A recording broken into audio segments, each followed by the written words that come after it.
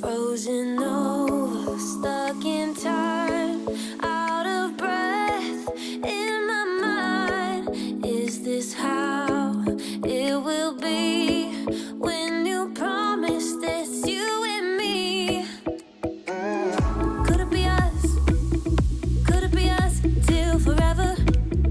Till forever, forever us? Could it be us? Could it be us till forever? Forever, say you'll be mine. Say that you will, say that you will. Say you'll be mine. Say that you will, say that you will. You will always be the deepest part of me. Heavy hearts healed in time.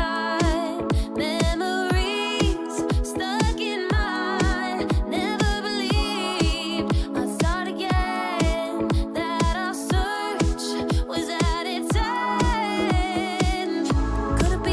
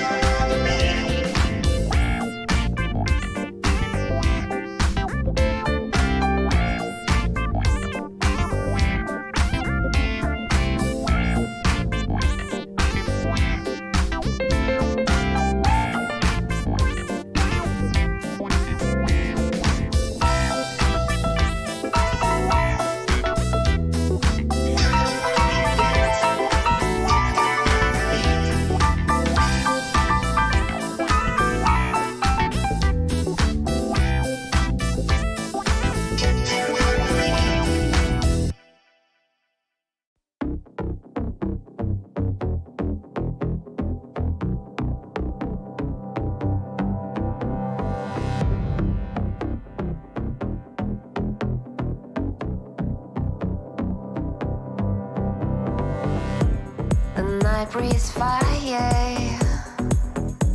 Your eyes so bright. The dark will guide us through the night. Bye, bye, my love. I'll shine for you in the dark.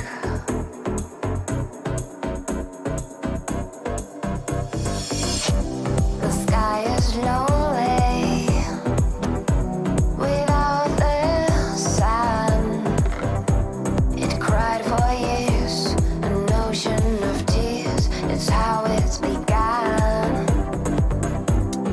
Bye bye, my love. I'll shine for you in the dark with my tribe of stars. My tribe of stars.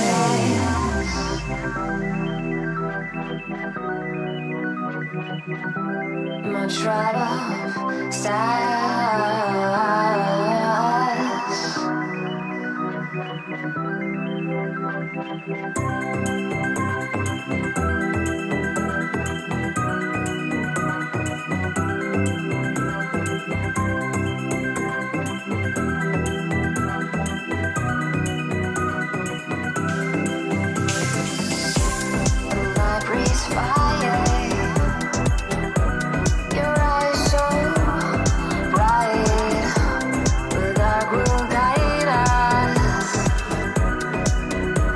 Night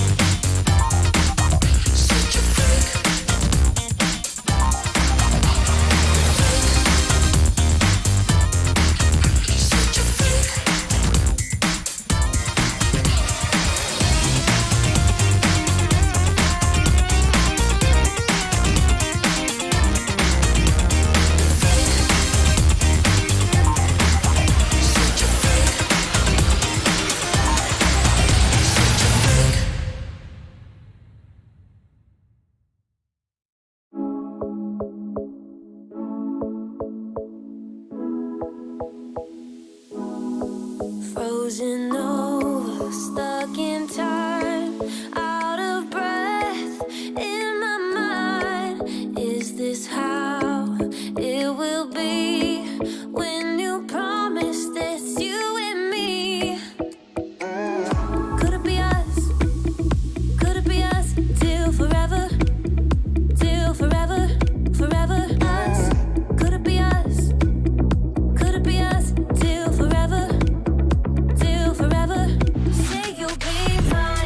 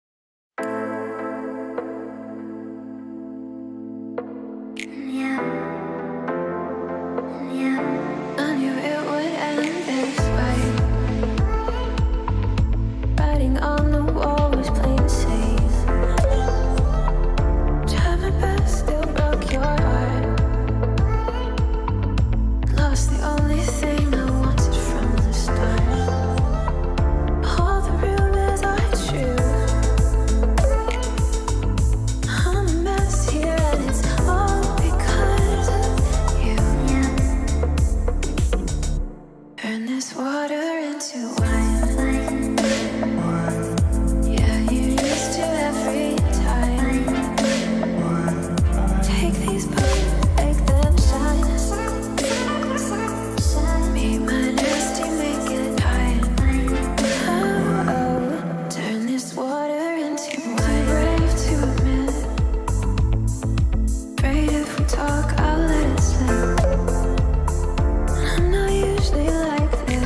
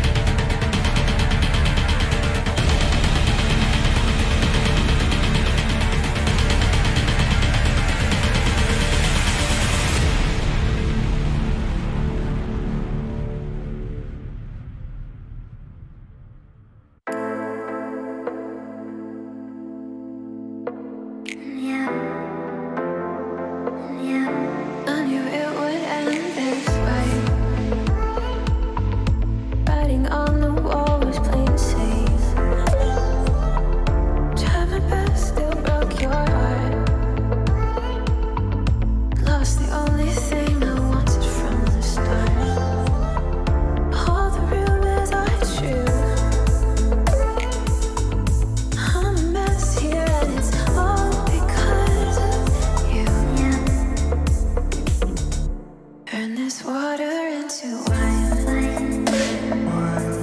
Yeah, you're used to every time. Take these buttons, make them shine. Me, my nasty, make it high. Oh, oh, turn this water into wine. Brave to admit, afraid if we talk, I'll let it slip. I'm not usually like this. Can't shake the feeling, something here that I can't fix. Now I break, I don't bend. Ignorance is bliss. Had no idea what I was missing then. Turn this water into wine. Yeah, you're used to every time. Take these buttons, make them shine. Me, my nasty, make it high. Oh, oh, turn this water into wine.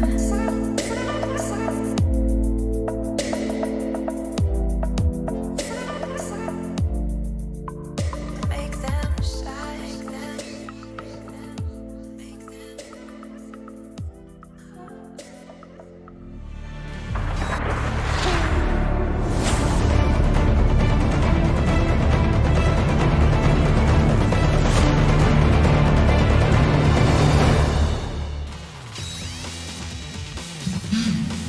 Welcome back, everybody, to week 3 of the Wild Rift European Championship. We're looking at the lower bracket of the WREC European Open bracket. That's a mouthful, but the important thing is we've lost 2 teams already. It feels like it's been such a short road so far, but already Weigers taking a 2-0 yesterday means that Principality have already left, and Weigers did it in quite dominating fashion. There were a few moments perhaps we thought Principality could bounce back into it, but it was a 2-0 to close it out. Thankfully, our second series of the day between Aphelion and Supremacy gave us the first upset, because while Supremacy came out of game 1 looking really strong, actually, it was close, but we thought, okay, Supremacy probably have got this. Aphelion, they beat expectations, they defied all the predictions, defied the analysts, and got themselves a 2-1 upset win into the second round of the lower bracket. We have 2 more series coming from the lower bracket today. We're ready to go. Let's get the show on the road. Welcome to the official Riot Games Wild Rift EMEA Championship. Everybody round here know we get hype. Everybody round, everybody round, everybody round,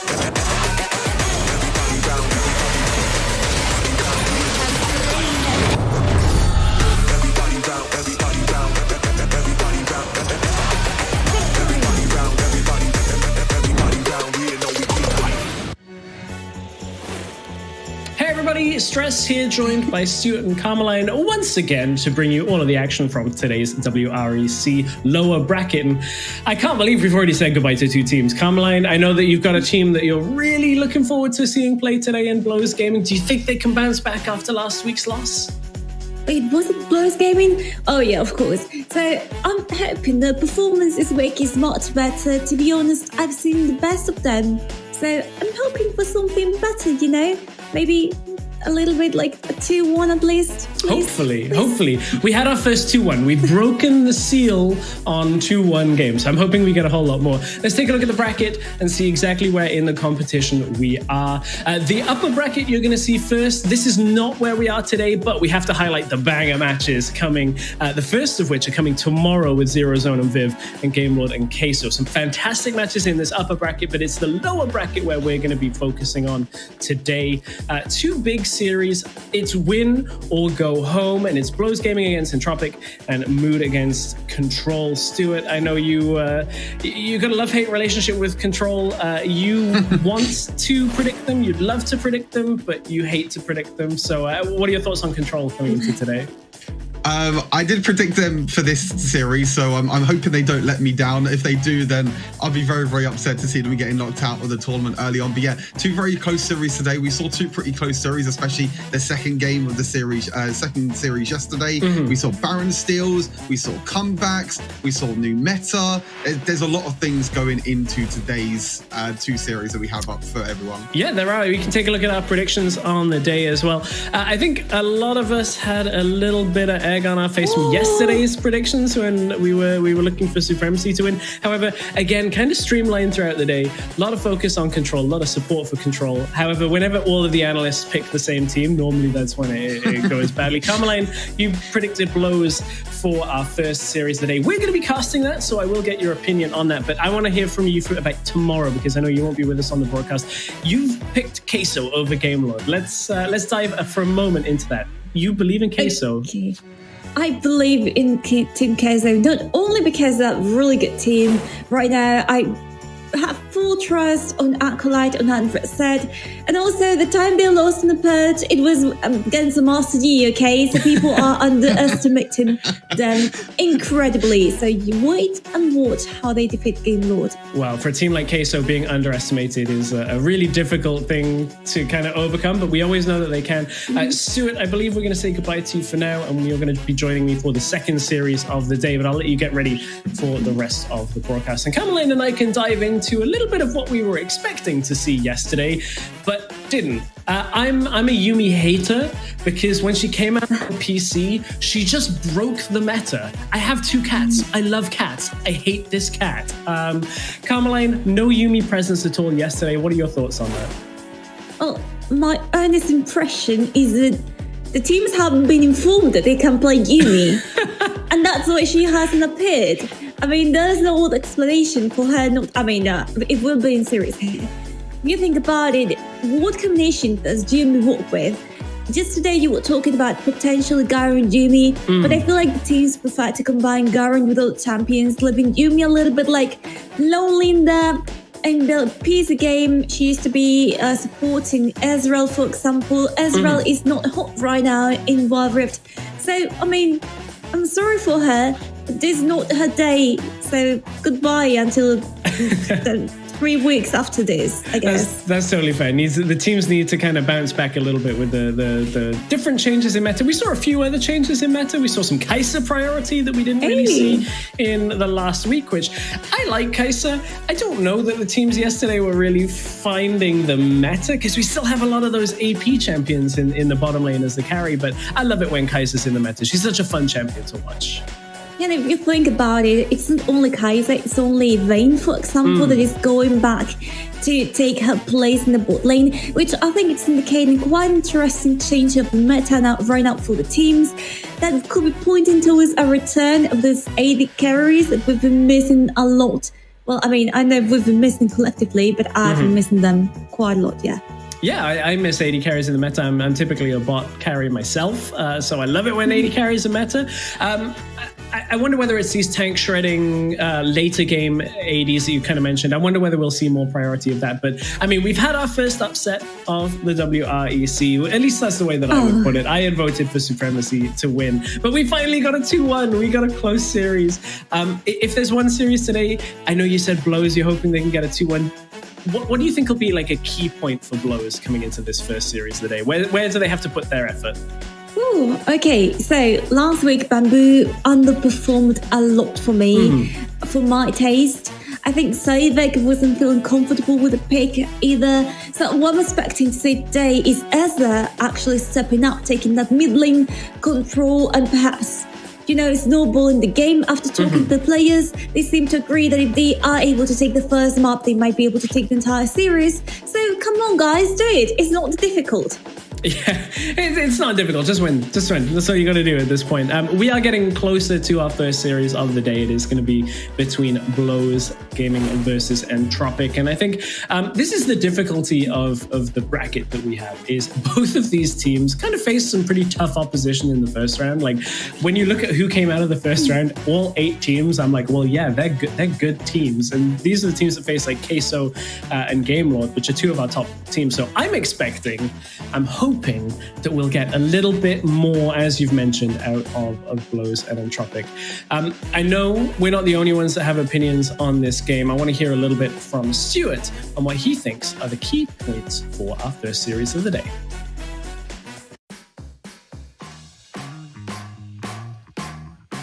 Thank you very much, Stress. Yes, the first one is about Sikutsa. We saw him play really, really well against Na'Vi, especially on the Irelia. So I feel like Irelia and trying to get Sikutsa on a comfort pick for Entropic is going to be very, very key for them to try and win this series. Another pick as well, which we saw a little bit yesterday as well, and even after the changes, Morgana is still a priority for these two teams. 3 out of the 4 matches that we saw from these two teams, Morgana was either picked or banned. So very, very high priority going into picks and bans. And then we're talking about in-game. We're talking about rotations around the map.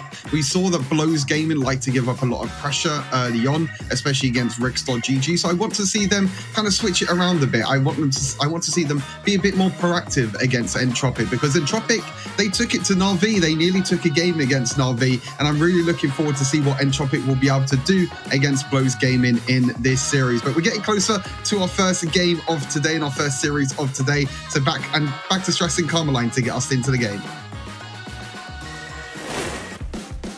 Yeah, we are going ever closer. We've got a little bit of time still before we get into the game. So I think it's worth, we chat a little bit about the meta again. We talked about Yuumi. I think one of the key points there, and it feeds into Stuart's, where we're looking at this priority on mages in the bottom lane. And Yuumi with mages doesn't really go quite hand in hand as with AD carries, especially those later game scaling AD carries and the ones with mobility like Ezreal. I do kind of want to see teams maybe looking a little bit towards the likes of Olaf. I know we've seen Jax a whole lot in the jungle, and I believe that it was actually played in one of the regions with the Yuumi, if I'm not mistaken. I do want to kind of like look at how the meta is adapting, because we've gone away from the likes of a lot of these early game junglers. We're seeing a lot of like Gragas come into the mix in lanes as well. There's so much changing week to week in the meta. Carmeline, where do you think like priority has to go towards in the draft for these two teams? Actually, I think Stuart hit the key points there quite nicely when it came to the Morgana trio, for example. You also see Nami reappear on the Rift. Yeah, with the bubbles, which, by the way, it has a different name. They're not called bubbles. I discovered this the other day. I was like, bubbles, they're not called that. Aqua Prism, I think, is the official name. Yeah. But, and I was like, what? Bubbles? Okay, anyways. If it looks like a bubble, if it works like a bubble, I'm going to call it a bubble for our cast. So apologies to the ability name purists out there. You're not getting that one. I know. But then you also have the Cool Kid 6, for example, also having kind of a priority. And if you look at the most played champions, not the most banned played, you know, if you all look at the most played champions, you can find not only Morgana up there, the Cool Kids they mentioned, the Darius. I feel like he's falling a little bit behind, like as new counter picks are arising. So we'll see if that's the case for today's games. But yeah, I'm interested on that Darius point, because we have players like Acolyte and a few other players who are super known for their Darius. So I wonder whether the rest of the field will just start banning that. But you were going to bring up another point there. No, I was about to say, don't be worried about Acolyte. I think he can play mostly anything to support him. Wait, is this a Stuart? Oh my gosh. We want to hear more from Stuart. Stuart's actually taking over this show, believe it or not. Stuart is doing this to stop you on camera. Okay, we get it, Stuart. We get it. We love you.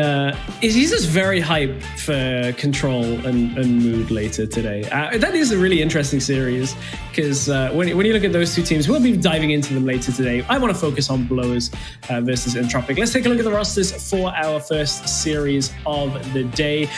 As you mentioned already, Bamboo, Javivu, I'm sorry, I'm going to butcher some names here, Esther, Savek, Lobo, and Sukutka, Nadro, Patres, Haru, and Pogo. So please, Carmeline, if I am butchering names, feel free to correct me. I'm always happy to. You are butchering names. Yeah, you can. Which ones have I messed up the most and you can help me with? Okay, Havivu, okay.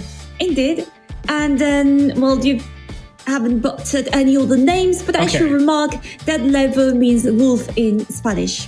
Okay. So just, okay. Well, I'll try and really put the emphasis on the Chavivu, because I know not a lot of English speakers can do it, but being a Welshman, I can do all of the fancy different trills that Welsh and Spanish share. So I'll try and do it during the game. But I mean, obviously that's not what we're here for. We're not here for linguistics. We are here for Wild Rift. And we've talked a lot about the meta. We've talked a lot about the teams coming into today. I think format has to weigh now on our minds, because this really is it. This is the lower bracket. This is the last second chance of teams here.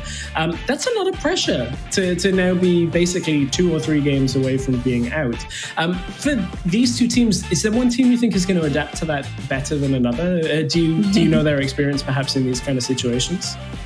Well, for me, I want to say Blows Gaming because I've seen more of them, logically. I mean, I've been casting the league that we're taking part in. I've been seeing them through the ups and downs. So I want to say Blows Gaming. But Entropic and the performance last week really makes me wonder if that's going to be the case. You know, my heart is saying Blows. My mind is saying, but what if? You know? My mind's telling me let's get to picks and bans, and so is my heart. I'm so ready for picks and bans. We're ready to get our first game of the day underway. It is a best of 3. It is last chance for both these teams in the open bracket stage. Of course, these two teams are playing for the 1 spot to go to finals at the very end of this bracket. And we are going to find out what finds ban priority. I think blue side, we've seen a whole lot of Lee Sin ban. We've seen a whole lot of Varus ban. Jack's actually taken off the board. We have seen a bunch of Jack's jungle recently. So it gives you kind of like that almost a bit of a cheating macro in the end of the game, where it's just like, we don't have to make macro decisions. We just have to put Jack's in the side lane. You just think Jax's squad is strong pick when it comes to, as you said, late game, but also in the early game with his stuns and so on. I think he can be quite powerful. From the side of Entropic, the Morgana we've been talking about for the entire show, once again banned. Will we see her ever again? I don't know. I don't think so. It's quite difficult when a champion is so high up in the rankings. And same goes for Galio. Galio has been played twice in the competition by Levo, so no more Galio for him. He'll have to find another alternative. Ooh, Varus banned away. This is already double focus on the bot lane from Entropic. Now, what that would tell me is this is like Corki first rotation on red side. That's where my mind immediately goes to, is you're banning bot laners, you have to then put the priority on bot lane. Whereas for Blows, I mean, they put 1 towards jungle, they've got 1 on the support, we're also seeing a little bit of Galio in the middle lane. They have first pick. So at this point, Jace or Set is going to get through. Garen has been banned, and that Darius that we talked about is also available. Oh, I don't want Garen to be banned. You don't want Garen to be banned? No, because I want him to spin around and around like the song. But I mean, I guess that's not the case today. We'll have to see. Fiora, though, she's been banned. And I mean, that sets it up perfectly for, you were talking about Darius, here. You take the Fiora away, then you have free field, free choice to go for this kind of picks, or even a Jace. The zoning that control this champion can provide to you, the tanking, even if you wanna go that route, is amazing and a completely understandable pick here for Blows Gaming. There's a lot here for red side though, like Corki, Lee Sin. We also are gonna have the ability to go towards the set. There's enough that Blows should pick something up on their second rotation, but there's a lot of strong picks available. Camille is also up. We've seen so many bans towards Camille, and that's a Thresh picked up. So not opting for the Corki yet. What Thresh does do though historically is provide late game immobile carries with an exit point. That Lantern helps the champion like a Vayne really impactfully get away from fights. Same with the Kai'Sa. Also, the box will be quite interesting to walk against from Blows Gaming side. You need to avoid it. You need to be able to break free out of it, the flay, the hook even. But moving on to Corki here, we've got quite a good chance to deal damage here coming from Blows Gaming. I think it can go both mid-game and or bot lane, depends on what you want the composition to look like. And one thing that I really like about this champion is obviously the ultimate and the packages, as I think we all love. That provides it with such a movement speed that can be really useful, and perhaps combined with a Rakan, we could have a triple threat here. Yeah, this is a pretty strong combination in general. I always, when I see Corki and Jay, start thinking towards a poke composition, which Wild Rift's a little bit quicker of a game than League of Legends. We'll touch on the Ziggs in a second, but like, so we haven't seen a whole lot of poke comps that need to weather you down a whole lot. We see champions that poke, but not compositions so much drafted only around it. So this is a little bit more engaged than perhaps people might be expecting. Ziggs picked up for that bottom lane. So there's that immobile carry that's going to get helped by Thresh. I'm scared. I'm worried about the hextech minefields from Ziggs. But for now, I have to worry about the bans that are coming from both teams, and Tropic banning the Diana that has been played by Urza in the past. But at the same time, it's kind of like shooting their foot themselves, because they are also really assassin mid laners focused when it comes to team compositions. We'll see what they decide to take it this day. But Zed, as I was saying, assassins been banned in the second round. Yeah, that's to take away the AD threat from the mid lane. There are a few others that we may see, like Yasuo still finds a place. Some teams try and like jam in an Akshan to try and just be like, we'll just take any AD in the middle lane. And we've also seen the likes of Set and other bruisers find their way into middle lane. Like Ruiz played Olaf. We had an Olaf mid yesterday in our series as well. So there are a few other picks. It's not just Zed or nothing, but with Kha'Zix taken off the board and Tropic trying to focus down that jungle role now. That we get, and with the Camille, you're taking up many options that you had open right now. Okay, this helps fill the gap. You know, that fills the role of the assassin kind of mid laner that are going on for Patras. Am I happy about this pick? I'm not really sure about it. I don't feel like the Ari has been working that well in all the camps. But I'm gonna give them a vote of fate. Like, use a charm onto the enemy. But then again, you didn't have any enemies right now that can be that up close to you. So to justify this, cupcakes. Okay. I saw Vi yesterday in the Brazilian League for Wild Rift. Tanks are where my mind goes next. Like Mundo would be what I'd want to pick, but it doesn't fit this composition for blows. But against double AP threat, you'd have to go towards something that can just build a lot of magic resist. Vi is going to allow them to lock down the Ziggs incredibly well. And if Ziggs isn't there and you have a tank against an Ahri, okay, it's not going to be a tank at all. We'll get into that in the game. But this Ahri is going to have a lot less impact on the game when she's kind of zoned away by Vi in the same way that Ziggs will. And also the Orianna to split up team fights in this case. Against the Ziggs, I can see a really good potential in here. Like, are you going to use this on me? Are you going to try to zone me out? Wait a second, I'm Orianna. I can use my ultimate and you will all get away with it. And then, really stress, we need to talk about this pick. Yeah, I mean, that's a multi-person stun that can line up. Won't do a whole lot to protect Ziggs and Ahri, but very good at cleaning up fights. So what we'd kind of assume is like between Lee Sin and Ziggs, you get the initial damage down with Ahri, and then Irelia just kind of darts around and cleans up. And it's partly, I would imagine, because there's no tank on blows. You can just clean up really squishy targets very quickly with an Irelia.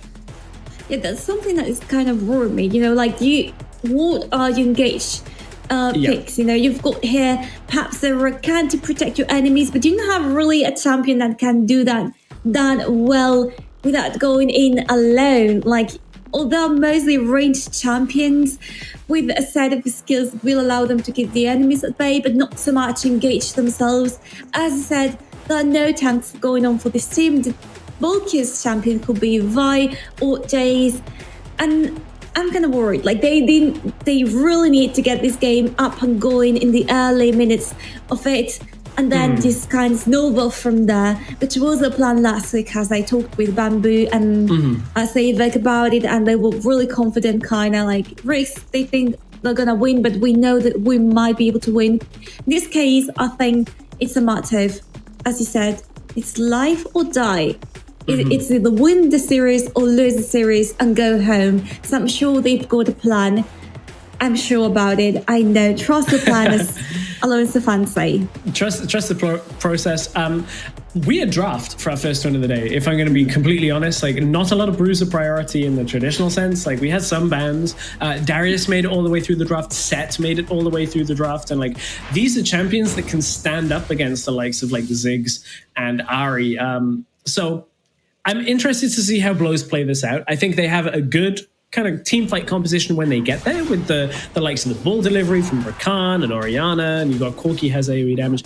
On the other side, though, Entropic, I feel like they kind of have one of these kind of 1-3-1 comps where if you get somebody low and you attack the side lane, you can make it work really well, but I feel like it's quite tricky to do. We're going to have to watch this. We get into the game. It is game 1 of the day between Blows Gaming and Entropic. Win or go home in this series for both of these teams. Exactly, Stress. And as you can see, both of them already kind of being proactive. Whoa. Gotta respect that level 2. When Bamboo hits level 2 and Jace has access to the ability to just go in, always tough in that matchup. Definitely, we can't see a lot of that, and I think Blows Gaming has been characterized by that aggressiveness in the early levels of the game, not always walking in the favor, but also look at the beautiful rotation here for both supports. They definitely want to get the first kill. Yeah, Nedro is here as well to help push out. Hook does not land from Entropic, and that'll just be the case of both helping out. The range versus melee matchup, always tricky to play out from the melee perspective, especially when Jace holds his Ignite and has that back available. But there's the knockup from Rakan, looking to go for the first kill on to Pogo, but it's not quite enough as they will reposition back towards middle lane. A couple of little skirmishes, but no kills to speak of yet.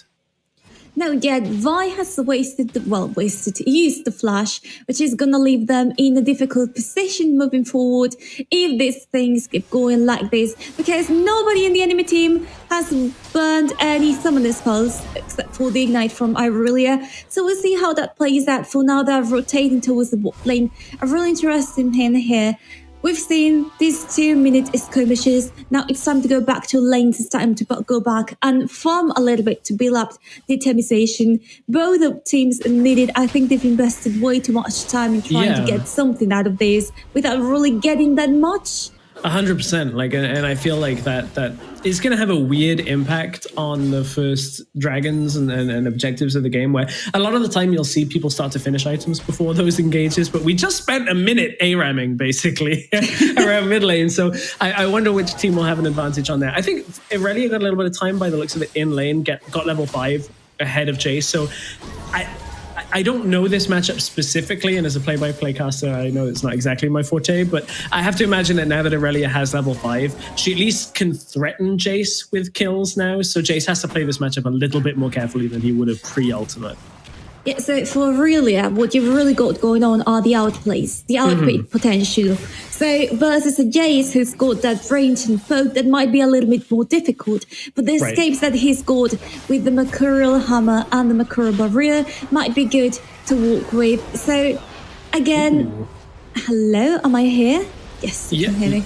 Yeah, we've got you. And Nedro nearly got caught in that top lane. Here comes the Irelia engage we were talking about. There's the kill threat for First Blood. Makes it look easy, but Vi with the ultimate is going to cross through into the lane. Maybe caught though. That's a hook going to land. Was it worth? I don't know that was really worth for Habibu. Oh no, okay, well, I mean, oh no for Blows, oh yeah for Entropic. Really well played here. I really had to burn the flash as well. You had quite intense team fight here. You can see it once again flanking from the side of Entropic.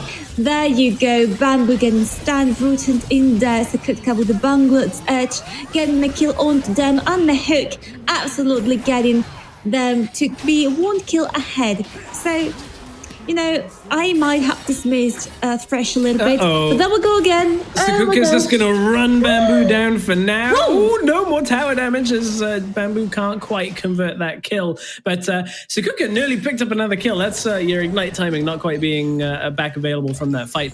One thing you've always got to watch out for when you're playing against an Irelia is your own minions will betray you. Because if you have a low health minion next to you, or you jump in like Bamboo just did, like Irelia is going to get the cooldown back off that jump and then get on top of you and then stun you, and you've basically done the work for her. It's like, as soon as you're next to an Irelia, that's the worst position to be in. Nevertheless, it's a handshake on the objectives. Dragon goes over, 2 blows, and Entropic pick up the Rip Drive. And potentially first tower as well, without even using Rip Health in this one. I mean, the lane was quite clear for them. In the meantime, Blows Gaming has decided to focus more on the mid lane, perhaps even the bot lane, trying to push a little bit there before Ari gets back in there. But I'm a little bit confused about what the current plan is. Okay, you've got the Mountain Dragon, which is always good to have in your pocket, but then you've allowed Entropic to get a little bit of a gold lead, about 2k, and also look at the itemization already being completed, at least the first item by the all the members for Entropic. You've got the Betorg, Blade of the Rune King, you've got Ludin's Echo, you've got Jomus, so the Vampire Scepter as well. I really, with the Vampire Scepter, is really kind of worrying me here with life still. I'm gonna be panicking just now, but I just want to let it be said. I'm kind of scared right now for Blows Gaming. And Aurelia being 1,300 gold up at 6 minutes into the game is pretty scary. Like, this is the kind of pick that's going to take over this game, because all you need is one team fight where the Ziggs ultimate lands, Lee Sin gets damaged down, and Aurelia just hops around the team fight, picks up 2 more kills, and suddenly nobody can deal with her. That's one of the problems with this Blows composition is no tanks. You only have Vi, and Vi traditionally builds towards like half damage, half tank. You not full tank on Vi. Has a Triforce already, so it means that you can blow one person up, but then Aurelia is just going to be unmanageable, and she's already pretty difficult in the side lane. I got the joke, you can blow one person up. That was actually not intentional. I came into today being like, I'm not going to use that phrase, but I guess if it fits the team, they will go for it. And honestly, I can see that our chat, actually the opposite side. Get your votes in chat when that comes around at the beginning of the game, and we'll see who exactly you feel has the advantage. I feel like I would have agreed with that perhaps if Blows had been able to get Rift Herald and used it mid. I don't know how they actually dive mid at any point in this game against the Ziggs. Stop complaining, Stress, okay? That's not a complaint. It's just, I'd be happy to be wrong. If they can prove me wrong, I'm always happy to be. But it's just difficult, right? Ziggs just sits in mid lane and just wave clears the entire game long. True, and also, I mean, we still love Entropic. It's a team that has made it up to here. They put up a fight in the past games. They're not to be underestimated. But also, I'm very interested in how this is going to play out for them, because for now they've been focusing the efforts on the top lane more than in any other lane. And now they seem to be rotating, as well as Blows Gaming. They seem to put a lot of emphasis there on the bot lane too. So what might happen here is a potential one-to-one face-to-face between Corki and Ziggs, which is not a bad matchup for any of them. I'm really invested on it. Clean a little bit of vision here. And of course, the key point, don't let Nidra also could get the lead in this kind of situation. You don't want any Aurelia who's like 2-0 over your top laner, or Elysian who's insane for that matter. Oh no. I mean, it was going to expire, so I understand just having to use it. Unfortunately, not able to guide it through. I think the one player for me that I have to look at to basically not make a mistake is if Sukutka plays this game out really well and doesn't overextend and doesn't get caught on the side lane. Entropic just have a lot of emphasis and like control of the map, because that Aurelia is too strong on her own to actually be matched. So it's basically just like, don't over push and get Vi-ulted and you'll be fine. Yeah, exactly. I think Aurelia, Darius champions that are all about self-reliance. Like they do that really well, unlike all the champions that might need more help from junglers, might be living more comfortably in the top lane island. And look at this as well. The Infernal Dragon now being sieged by Blows Gaming, who are going to have to surrender this in order to perhaps get a little bit more push on that bot lane tower. But by doing this, they're isolating themselves a little bit from the rest of the team who's going towards the Rift Herald. So careful with this one, because this could be fatal for Blows Gaming. It could be, but I actually like the Blows are going to end up getting the Rift Herald. I think cracking that middle lane tower gives Aurelia a such harder job to push out in the side lane, and especially when Blows still have theirs. That's the one way I think that they can always kind of stay in the game, is this threat of the Vi, Orianna, Jace, Rakan, like the team fighting style is always going to be there. I feel like that Rift Herald has to go mid, though, otherwise you're never going to break it. But there's a dive happening in the bottom lane as package has been used. It was just to get in towards the bottom lane. I think that may very well have been about to expire as well, looking at the vague timings. Rift Herald used top lane to try and just get any pressure down on the map, so it will try and at least, close the gold gap. So at this point, it's going to be 2 towers, back away, basically a level game on the gold. So Blows are fighting their way back into this one. Yeah, now it's Tropic who's got to make a decision, make a move of sorts. They've got a Dragon, the firm Dragon, quite a good one. The one that I think most people want in their games. But besides that, the towers have been taken. The Herald has been able to do their job, unlike they didn't do it before. In the middle tower, they were trying to take there. So now that there are no objectives on the map, at least no Herald, no Dragon, what you want to do is try to get control over the entire thing, apply pressure on the different lanes, especially on the ones you're interested in, like that top lane, which is being pushed right now by Jace. And then the next thing you want to do is give a lot of potential to Urza right now to escalate with that Lune Seeker that he's already got in his hands, as well as its bot lane planning here for some type of a strategy against Sakutka as Aurelia. Could walk, could not walk, there we go. Yeah, looking for that multi-person stun. The rest of the team is not quite there yet. Looking for that Thresh. Has Sakutka been able to survive for long enough? Doesn't take the Lantern back out. I thought he could get the kill in time, but there's the kill down onto Orianna, and you can see with Jace up in the top side of the map that there's no real teeth left for Blows. The Corki is here, but the kills have already gone over towards Entropic. Indeed, Sadvik arriving not quite in time, allowing for his teammates to be killed. 2 kills down for Team Blows Gaming, and another turret going on for Entropic, which is not a good move. I was thinking this might be a good gank, you know. They managed to get away with Aurelia's kill, but again, we can see it here. Orianna gets a stand, and then everything goes down there. You get the rest of Entropic arriving. Six is choosing to stay in the back line there, but the hooks are just way too good. The next one to fall is going to be this Rakan. And Savik, what can he do? Again, not much. Yeah, not much. And that's like the heartbreaking moment when you have the support. Pogo's like, I got you, fam, throws out the Lantern and watches Sakutka like Q in instead of Lantern out. And you're like, oh. I tried my best, and now this cooldown is not available for anybody else. It doesn't matter though, as Entropic to end up taking a bunch of kills from that exchange. And this is where the composition can really bite, is these skirmishes where it's not 5 versus 5 out on the other side of the map. If Lee Sin lands a Sonic Wave, gonna go in every single time. Just like, if I can get the kick, I'll set it up for Aurelia, get the first kill, and they can't fight. That's a charm landing in the middle lane, but there's no real damage to follow up here. It is the 2 mages in middle lane. If that Sonic Wave hits here, Orianna is in a lot of trouble, but they'll hold it for now, and they're taking full control of this top side of the map. Yeah, which is not good once again for Blows Gaming. This has been kind of what they've been going for, also knowing that the objectives are spawning. And just right now, you've got the Baron already, 25 seconds until the next Dragon is up. And Blows Gaming needs to reset it right now, go back to base, and then be ready to fight for those. The same gonna go for Entropic. This is the time now to think, do I want to risk it all like it happened yesterday with so many Barons still? Do I want to wait a little bit longer? Do I want to go for pushing the side lanes? They do seem to want to go for a full 5 versus 5 team fight there in the mid lane, get rid of the enemy, of the opponent before you have to go for the actual objective. Be able to just destroy them, please. So we'll see what happens in here. But Entropic looking for a flank. Yeah, that's a Guardian Angel out already on Havivu. I can understand it in the principle of like Vi is always going to die in these fights if Vi does what she wants to. It is what it is. I don't really like it so much, but I see people do it fairly frequently.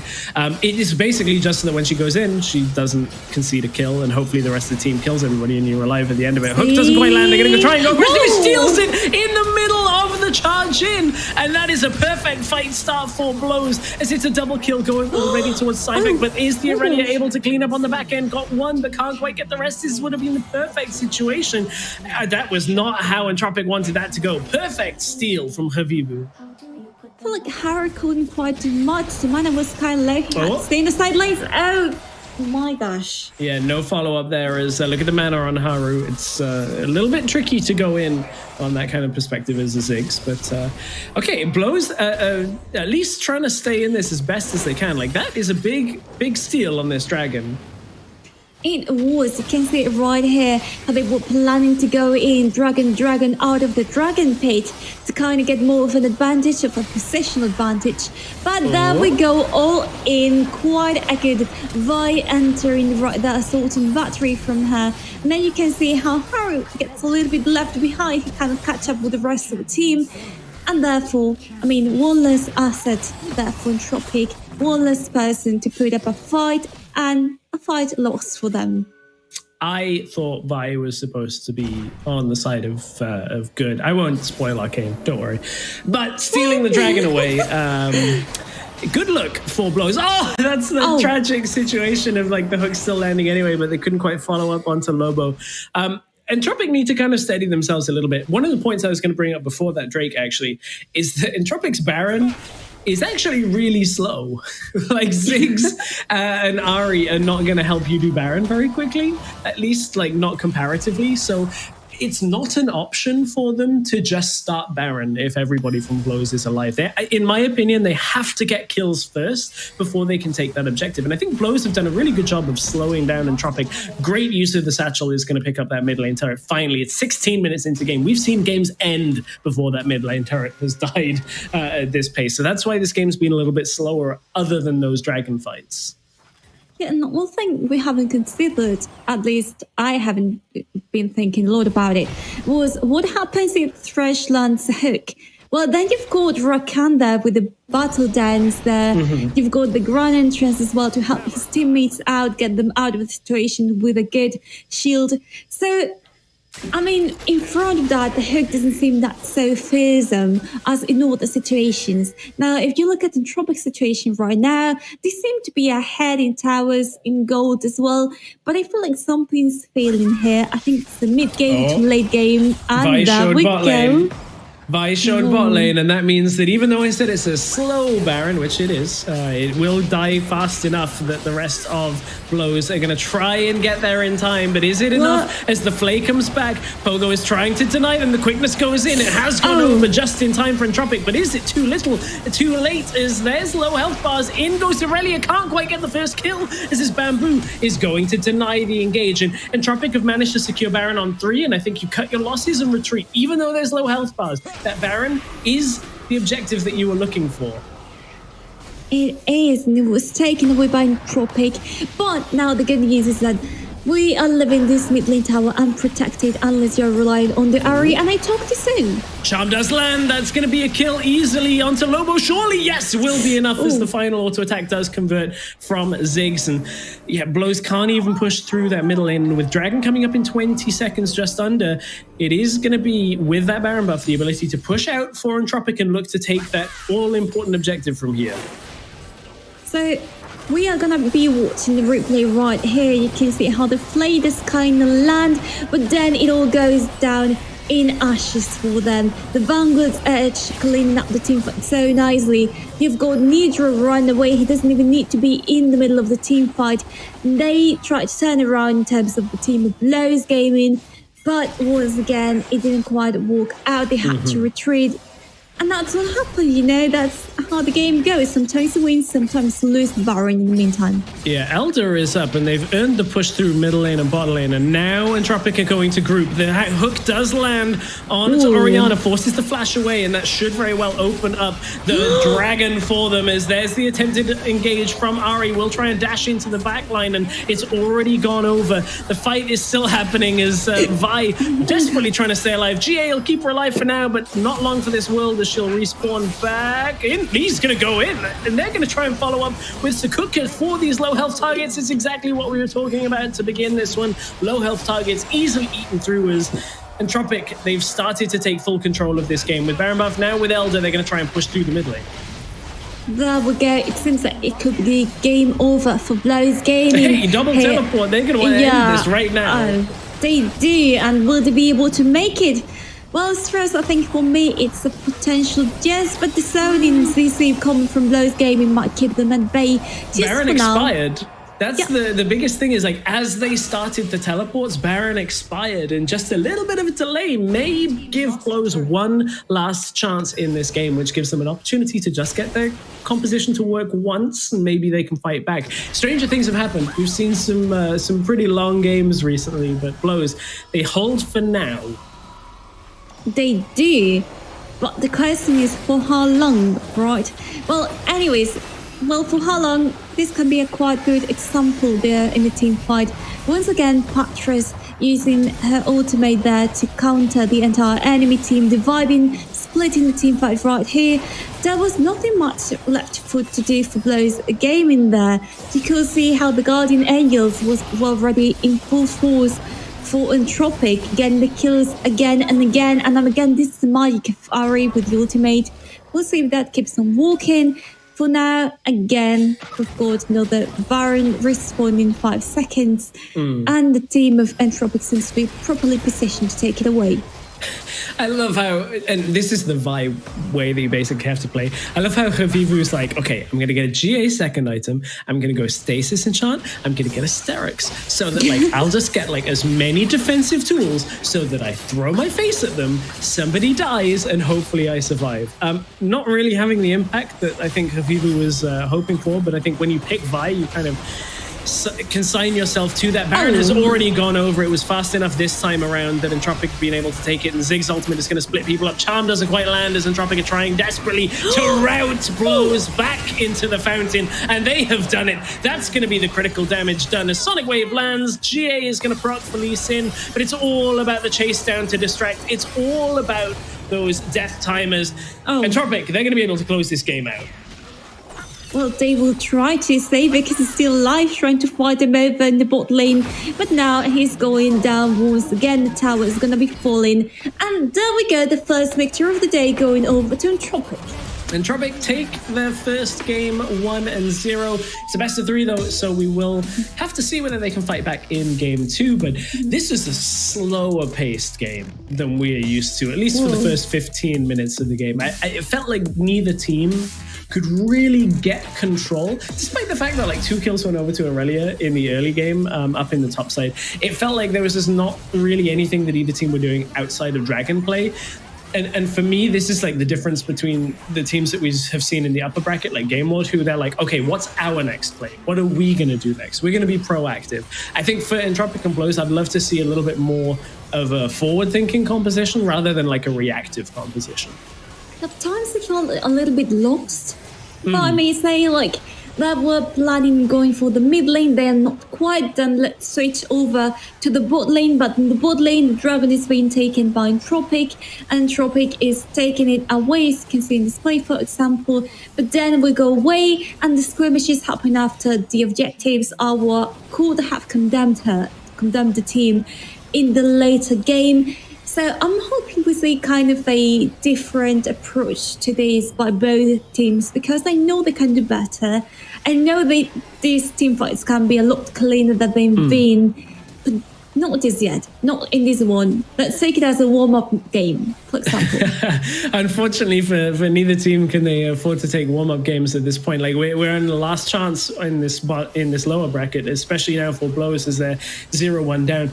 I feel like I could see where the draft was going, but I think with Vi as your engage, you're basically throwing everything on one person, and then you're going into a Thresh through the box, through Ziggs. Like there's a lot of picks that deny that engage, and I think without any other engage tool, it was really difficult for Blows to actually look at being aggressive on the map.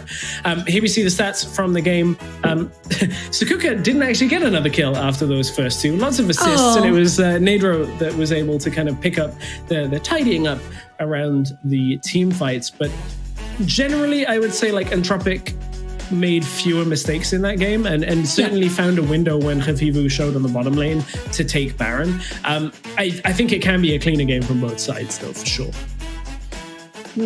Okay, in terms of gold and damage, it wasn't that much if you think about it, if you look at the stats. I mean, there's a difference in that, and surely it piles up to more than 10k, but At the same time, I think they were quite close until they weren't. And that was a breaking point for them. It was a really close game, basically until that Baron call. And that's the struggle is you can see right up until where it kind of around that 18-minute mark really takes a turn.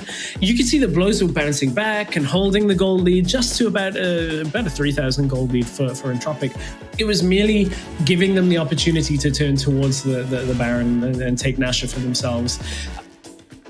Kind of forgivable, but at the same time, I'm like, when you've basically only got one objective on the map, it's so hard to show bot lane as a team and show two or three people down there when you know the enemy are just recalling and resetting on the map. So I think a few little things for Blows to tidy up in that game. Entropic, I think Sukuka played out the game really well. I think it could easily have kind of overextended out into that side lane, but let's take a look at our play of the game and break down a pivotal moment of the game one more time. I hope it's the Baron buff. It's not. It's not. It's around the Elder Drake. Okay, so at this point, I think it kind of is already done. Yeah, I mean, it was already, for me, the key point here is how Blows Gaming were able to keep it together. You've got Habiba on one hand, you've got Lever trying to run away, but of course, as a Rakan, you cannot protect 5 different people because that will be way too much. You cannot be with people all around the bottom side of the jungle. So that kind of causes them team fight, not being able to protect themselves properly, and then that leading over to Entropic to be able to pick kills anywhere they wanted. Yeah, absolutely. If I were doing a play of the game, I would try and see the pings and zoom in on whoever pinged towards Baron. Or the comms where it's just like, hey, Vi's in bot lane, let's go Baron. Anyway, we're going to go Baron. It's probably going to take us about 3 minutes on a break. So when we come back, it is going to be game number 2 between Blows Gaming and Entropic.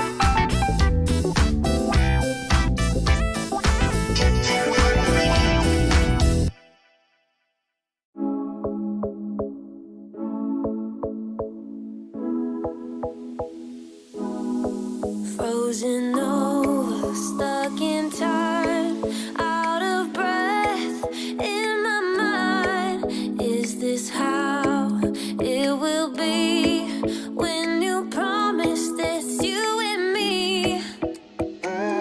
Could it be us? Could it be us till forever? Till forever, forever us? Could it be us? Could it be us till forever? Till forever, say you'll be mine.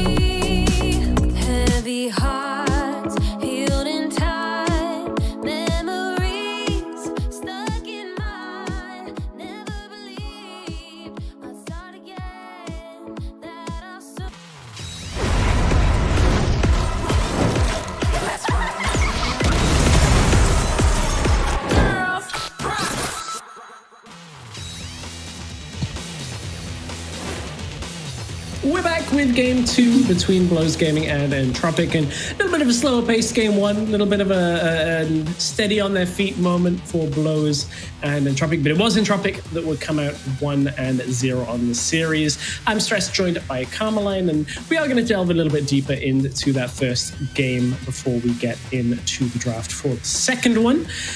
Carmeline, if there's one thing that you want to see changed from the side of Blows, what would it be heading into game 2? Everything, I think. Everything. Yes. That's a lot for one thing, but I'll take that. I know that it's kind of a tricky situation for them with their draft that they put through. I think the macro play for me was one of the things that we needed to see a little bit different from Blows. Just not having engage tools makes it really tough to get fights started. Yeah, I agree with you. And again, I think the Vi pick might not be my favorite one. I need to see more proactivity from Bamboo, as did not shine as I expected him to. So many things to be changed for the next game if they can pull it off. Yeah, many things to be changed. I want to keep the focus on macro play, and that means we can take a step back away from today's games and look all the way back at week 1 for a pretty solid macro play from Viv Esports. It's Stuart breaking down a play from week 1.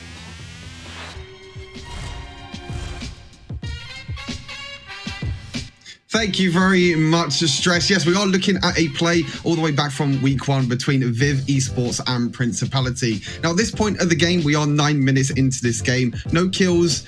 Very, very even on gold, and it's all about the second Rift Herald. And the main part that I want to look at for this play is the setup that Viv Esports do around and just before the Rift Herald. You can see at the moment that Viv Esports are grouped together as a team, and Principality are a little bit split up. But what I want to focus on is right here, Viv Esports grouping as 5 and pushing down the mid wave. You can see here the mid wave is completely pushed in, which means that Galio has to stay mid, and Principality have to think, okay, do we have to defend the mid wave, or do we have to go for the Rift Herald? You can see after the mid lane push, Viv Esports are now grouping together as 5. Galio is still off by himself, and Renekton is also by himself. So this now splits Principality and means they have to make some sort of decision. Do they go for a team fight? Do they back off? But this next part is what's really important. What's Tyrus here on Jarvan? Boom. That Cataclysm there locks down Kai'Sa and Lulu, which means they're going to be completely zoned out of the fight. And because Tyrus hasn't used his flag and drag, he uses flag and drag, and Kai'Sa and Lulu are completely zoned out. Then after that, you have Ryu flashing in with the Morgana ultimate and just using that to zone the members on the side of Principality, which allows Kranix on the Vayne to just clean up the rest of this fight and play a perfect front-to-back fight. And from here, Viv Esports were able to accelerate that goal lead and win out. And yeah, that's everything for Smart Stuart. Back to Stress and Carmeline to get us into game number 2.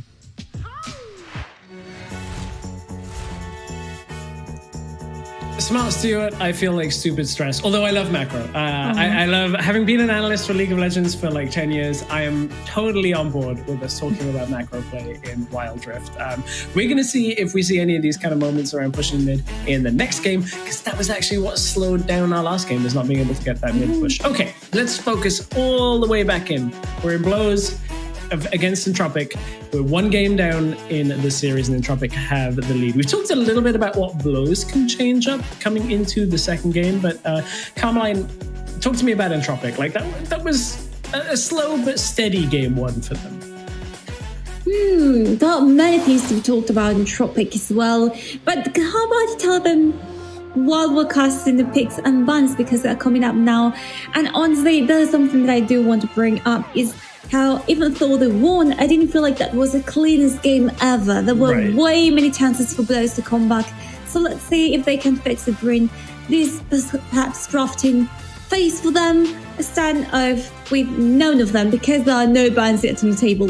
Right. Well, but teams have swapped sides, so it's Entropic now on the blue side, Blows on the red side, so Blows will have a little bit more in the side of flex picks. But interestingly, Entropic maintaining their Morgana ban from last game, this time on the blue side. Yeah, which is quite interesting, as well as the aura coming from Blows once again. Last time I think it was by Entropic. Neither of these teams want to see her on the Rift, which honestly I can vouch for that. I understand it perfectly. Listen, it's going to be banned by themselves. I love blue side Lee Sin bans because Lee Sin is so safe. I've said this every draft. I'm sorry, people are going to be bored about this. Lee Sin is such a safe first round pick on red side. Jace going to be banned away. No first pick for that Jason. Olaf banned away. We've seen him in mid. We've seen him in jungle a whole lot. Entropic not wanting to see him in this game. Oh, okay, I'm kind of sad about it, like I didn't want to see more Olaf and the Ragnarok going crazy all over the Rift.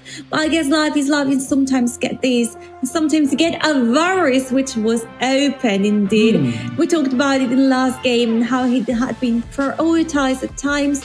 Well, there's a comeback right here. Yeah, there's a Garen available as well. We've seen Garen in the top lane, we've seen it in the mid lane. A lot of bans differently this time around because Galio is available as well. So Garen, Galio. This Varus priority is while Varus is still strong, it screams of an older meta. And having played a ton of Varus, into tanks like Garen and Galio can feel really bad. Like, you do run out of damage eventually. Camille to stop the Camille Galio priority, and Thresh now taken away to get the Varus some kind of security. So we're flying through this draft very quickly here. Yeah, and as you said, the Varus is going to have a difficult time there, like trying to poke through the entire armor built by both of these champions from Blowers Gaming. We'll see how that works out, but there's a small aspect to be made here. And I'm wondering what they can be going for. Zed. Okay, so Zed is going to unlock a few things here for Blows. They need to ban Fizz, is going to be basically a priority for them right now. That's a skill matchup that Zed can take. Ahri is going to be the first ban. So what Zed buys is the ability to either put Galio in the carry role or the support role, and then take a different AP carry in the bottom lane. So Zed gives you a little bit of that flexibility. Ahri, I can see it as a matchup just to ban away from Zed, but obviously Entropic have a few options available. They know exactly what this Zed pick signals, and that's why Ziggs is off the board. Wouldn't be too surprised to see them take away the Orianna as well. Yeah, could be very easily. Now we have to wait a little bit and see Diana there. I mean, yeah, it does make sense. I wouldn't want to play Diana versus a Zed. I mean, the other way around, I wouldn't want to play Zed versus a Diana. Both of them can jump onto you, but Diana might have more routes to escape than the Zed. In any case, that's the way it is. Not going to be played in this potential last game of the series. Now, let's wait and see for the last ban for Entropic, the Corki. Again, same principle. You're taking away these bot lane carries that have some magic damage. Leaves us with Brand as one of them. Veigar is up, thinking about this. Orianna, of course, is the first one. I just assumed it would be banned, but I have to think that Orianna has to come out here, and it gives them that flexibility. How's Patra's Fizz? Because that's the skill matchup that's available against Zed right now. That's a good question. I mean, considering he usually plays assassins, I would say maybe. I hope Fizz would fit then. It doesn't necessarily give them the best composition. Camille could, of course, flex between top and jungle. We've seen a whole bunch of stuff in mid lane, so there's a lot of options still available here for Entropic. I know, and it's also to be mentioned, it's a Kha'Zix hit. Oh my gosh, lips. The lips onto Garen, the lips onto whomever you need to. The Orianna is going to have an easier time against it, but depending on what the last pick for Blow's Gaming is, this might cause a lot of chaos in between the lines of the red side team. Then I was also thinking these two teams were facing each other last week, and Blow's Gaming won that one. Will they win this one? We don't know, but Gragas is surely going to be appearing once again in the Rift. Okay, I like the Gragas. It's perhaps not great in the matchup early on, like when Zed gets access to his ultimate, but what it is going to do is give them more engage threat on the side of Entropic. Gragas with that body slam cask, engage and disengage. I was starting to worry a little bit with the Kha'Zix and with the Camille way. It's tough to get fights started. Camille did have that nerf a little bit on her ultimate. It's not that impactful right now, and Blows are going to stick with it. With the Vi, they want an engage tool. Vi Galio, now we're starting to build a comp that's diving. Now we're going in. Okay, yeah, because you've got the Galio with the Hero's Entrance, you've got the Vi with the Salt and Battery. Those two combined together can be quite powerful. And if you think about it, it's also a perfect setup for Zed to go just full in with the shadows, just get in the kills. That is, if Entropic allows them to do so, because if you look at Entropic's composition, it seems more team fight oriented towards me. You have the Barris in the back lane, just poking the enemy. You've got the Gragas zoning them out. You've got the Kazakhs to start things off. The Bugs coming from Thresh. So it'll be quite interesting to see how this unfolds. We got some interesting interactions here because looking at the engage tools, like all of these engage tools for blows basically bypass the Gragas ultimate, but the one that they don't bypass is Camille's Hextech ultimatum. I wonder whether that on Vi will buy Varus enough time to create space and make this team fight drawn out. Some interesting interactions that we're going to see in game that we don't normally get to see. So this is a little bit more active of a game, I hope. Just looking at the compositions, we've got like Kazakhs, we've got Vi, we've got these engaged tools from the Gragas and the Camille. So I hope it'll be a little bit quicker and less focused just around the dragon fights. I think Entropic played it a little cleaner in the last game. Blows, we're going to have to see if they can bounce back in game 2 here. If they don't, that will mean Entropic will advance to the second round of the lower bracket, and Blows will have to wait for the last chance qualifier in a few weeks' time to try and earn their spot in the Wild Rift European Championships, or should I say WREC finals in Barcelona a little bit later on in the year. Yeah, a little bit late, not that late, not that it's going to be taking too long, like if you think about it's just in June. But here we're seeing how distribution of the champions has been like. The Gragas will have to face off Zed directly. Ooh, that's not a good matchup for him. He's going to be suffering a little bit. Did not respect level 2. Gragas will, however, of course, be able to kind of sustain up using passive, get himself healthily back into the lane, whereas Zed can't do that. We'll have to recall, but it's kind of a matchup of Zed pushing out, trying to roam, and Gragas trying to follow. Now the question is, will he be able to do it? I surely hope so. I think Gragas could have a lot of potential, especially around objectives. But for now, what we're seeing is a little bit, of jungle invade come from Entropic, but they've been spotted there by Levo, who can't do much with the Winds of War coming from Galio. So there we go, that camp is going to be taken away for them. But Vi isn't exactly the same. Habibu is just trying to take away the blue as well from the enemy jungle camp. So no big deal here. We see the rotations that we saw the last game too, where you could see the support trying to take part in these early skirmishes. Whether that'll happen in this one game or not, it's up to debate by them, but we can see that they want to do something up here. They're a little late on the crab, unfortunately. It looked like they might have been able to get there, but the crab pathing topside because of the way Vi pushed it is important. And I want to make note that Sakutka actually recalled when you're in what's called a vertical jungling situation, where you take your own buff and then the enemy buff on the same side. Wherever the enemy jungler is, the side lane has to play safe. And that's what Sakutka did. He recalled out, said, okay, I'm not getting dove here. I'm not going to give you the opportunity to go for it. And it just is the same thing I felt from Sakutka in game 1, where he plays out the lane and these laning situations really carefully and very well, understanding what he's got to do. As he's been silenced, doesn't quite have that level 5. I do see Havivu on the way, though. Yeah, but he seems to be taking his time in order to not intervene. You can also see how Sakutka is getting pushed. Oh, gosh! Oh, he even dodges with the Hextech ultimatum. That is exactly... No, he flashes in. He got baited. Oh, the caster curse is real. I'm like, Sakutka, he plays so safe. He plays amazingly around the Garen ultimate and then gets baited in. There we go. But hey, maybe to compensate, as he's having a bad time there versus the Gragas. Now, Gragas Patras is level 6, so ultimate is already available, but we're going to see the play rules again right now. Sakutka is there farming happily. They throw the Hextech ultimatum. They think they might have it there, as well as the Damascene Justice by Garen. And look at it. They've got the flash from by First Blood for Blows Gaming. Oh, Sakutka right there is like, I don't want to flash on him. If I flash and it fails, I lose this lane so hard. But he's like, the kill's right there. I'm one flash empowered auto like Q. It'll be enough to get the kill. And then Vi walks out of the bush and you're like, no, this is the worst. Like the number of times this happens is absolutely the worst. But Sakutka now has to be careful. This is a Galio roaming up as well. If he extends in the lane, very difficult to come back.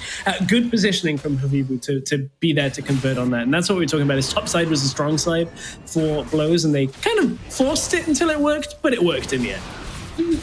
It did for them.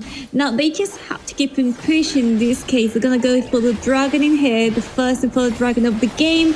But that being sound out, Avivu goes in. Smite came early, but it is gonna be Entropic that secure it. Double stun. It looked like released a knockback from Patres, and Galio is gonna try and reposition in the fight. No. Oh, that's not enough of a flash distance, as it is a huge team fight for Blows. They've taken 3 kills. Dragon didn't go to them. That's a triple kill for this Garen, and it's everything coming from that first blood. Garen is monstrous now, and I don't know how Entropic are going to deal with it.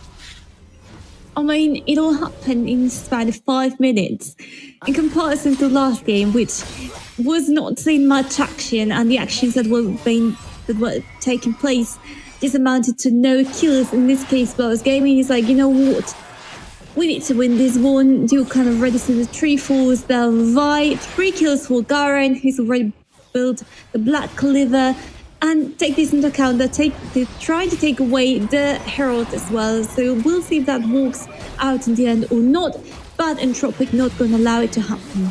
No, Entropic can't really find presence on this game. That's Galio that they're going to use a Hextech ultimatum on. The hook comes through as well. We'll be able to get the first kill. Ooh, Bamboo was thinking about going in there, but I think couldn't quite find the entrance that he was looking for. Thinks about it a second time, just goes, all right, I'm winning this lane really hard. I'm just going to go back to it. Does. Oh my gosh. You know what? From this position, I agree with you, chat. 88% think that Blows are going to take this victory. Zed's going to go in. Deathmark is ticking. It's not quite enough, as Gragas will heal up through the majority of it and get some of that extra resistances. And I don't know how you deal with this, Garen. To be blunt, Varus is not going to do it in this game. I mean, this raid lets the farmer build up on you, lose HP for whenever the ultimate comes. But then again, that isn't going to help you a lot. So just try to shut him down during small picks. You know, just try to pick him and get the kill onto him before he can get up to the team fight and spin round and round, getting everyone stand. That will be kind of the key to beat him up right now. Now, if you are Blows Gaming, the one that you want to take out here is the Kutka before they can scale up, and of course Harold with the Varus. That's another pick that you don't want to be doing well. So, once again, 2 different objectives. I think it's feasible for them to take them away. But we can see now how Blows Gaming are positioning themselves around this next dragon that's going to be spawning in quite a short time. They don't want to let it go. You see now rotating towards the bot lane, taking that tower. But hey, Entropic is ready to respawn here in the mid lane. But Blows have got 3 people bot lane, and if that's an engage down there from Entropic, I think Garen just kind of takes everything here. That's the death mark in top side. I don't know about this for Zed, as maybe Camille will be able to do it. It is enough. I didn't know about it. That's because I was wrong, and Zed will pick up the kill on to Sikutka. And this has been the opposite game for Sikutka. Careful game 1, and this game has been baited into 2 fights that he's lost. No way for Camille to escape out of there. They are getting dropped again and again. Oh my god. Okay, Garen, stop it, please. That's not... I mean, this is why, like, when we heard from our teams, like, what their least favorite champions are in some of the video packages we've done, Joey Skaggs from Team Queso is like Garen, because in scrims, he's awfully monstrous when he gets ahead. Like, this is difficult to deal with as a champion, and I feel like that's the problem is Entropic. They knowingly traded Varus for Garen in this draft and kind of assumed that, okay, Camille will hold the Garen, but all from one flash, it has gone horribly wrong for Entropic. If they can get Camille into this game, they can bounce back. As you said, Camille will scale better. And if they can get a kill onto her now on their Zed, maybe that's enough. Galio is going to come through and will end up splitting the fight. Hook comes out, but it's not quite enough. And you can see Entropic denied on their play top side in exchange for the dragon on the bottom side. And that's a good win for Blows again. Yeah, there we go. This could have been fatal for us there. But once again, I was a little bit underwhelmed by, but in this game, he's definitely shown his true colors. And, oh my god, the Herald right there, no ways to really help it do its job. But I mean, it should be you know enough. what? We throw it down, there we go, the tower goes down. In the meantime, you have to fight against us. Uh-oh, Lobo will be able to justice punch his way out. And actually, that's a beautiful setup, though, from Blows. They're able to get the low health bars down. Zed comes to clean up, and look at the rest of the damage. Savek locking a number of players in place, and it's easy kills on this top side of the map. Blows are looking like a completely different team with this draft. And Blows, you have to feel like, are building themselves a position to bounce back and give us a one-on-one series after this, because they are starting to run away with this. Beautiful protect there by Oriana onto Garen as well, which I thought was quite good. Then you also have the Herald going on for them. The goal difference amounting up to 7k at this point. So quite a lot of things going on in there. And I feel like in this one particular play, things could have gone south for Blows Gaming. Yet they've got the box by Entropic. Nothing matters. Still, Blows Gaming is still being able to pick up kills in here. Harold tries to escape, but he gets shut down both by Savik and Habibu. So, yeah, I mean, quite good. And then Savik, we've been talking about him, hyping him up as maybe one of the best players, and there we go again. Yeah, this is as they're trying to throw himself into this exchange, but actually gets so much back. I thought he was just trying to throw it out there just to try and stay alive, and he actually does. Tries to pick up a kill on the back end as we're back up the top side, and unfortunately for Sakuka, that's another death going down, and Blows are just taking everything from this series. It's complete change of pace, and Tropic seem to be losing their heads, just taking engages anywhere that they can. This time it was Blows going aggressive in the middle lane as Havibu on this fight has found the openings this time to make it work. Has the Guardian Angel this game around, and this is the type of game where it actually works out a lot better, because you are able to survive through for long enough for the rest of the team to keep you alive on the back end of the fight. However, in goes the Gragas, but you're 2 versus 4. This is not going to work. This is the problem in this game for Entropic, is they're like, hey, there's a fight to be had. Let's take it. And it doesn't even matter that they're 10k gold behind to them. They're just like, let's just try and fight. Yeah, the change of corruption there by Varus didn't do much. So Haru having to stand there, seeing his ultimate go to nothing. Pago, I feel like he's a little bit disappeared from this game, like not having the same impact as in the last one. I don't know, I feel like they're not walking the sun yet quite as well as they did in other games, and there we go again, this non-stop. This time is a 4 versus 2 in their favor, but Galio Ultimate is not quite available either. So Bamboo dropping low. Have they bought the time for Havivu to get there? Yes, they will, and they're going to disengage, because look at Zed on the top lane. Will be pushing down this turret. Should just get some damage down. Not quite enough, I don't think. Gragas should clear the wave. No. But it at least peels Gragas away. It stops the fight happening in the bottom lane. Well, you know what they say, if you can't take top lane tower, then just rotate towards the bot lane and get done with it. Oh, yeah, turns out Garen has some pretty good health regen and comes back into the fight, basically full health, and runs down the Camille. This is a setup now for Drake. So you're basically, Zed's gone in, Deathmark is on Patres. It's not going to be enough to get the kill, but it forces him back. And with the next wave approaching, now it's a play where, you know, Entropic, they have to decide between contesting Drake and losing top tower. And losing top tower is definitely going to happen at this rate. Both of them might happen, in fact. So you've got Blows Gaming already going in for a fight in the bot lane, the tower being taken as well. End of the game, perhaps. The hook! Bamboo, the hook landed, but like this Garen is too tanky. Like there's not enough kill threat, and this is one of the problems with playing Varus.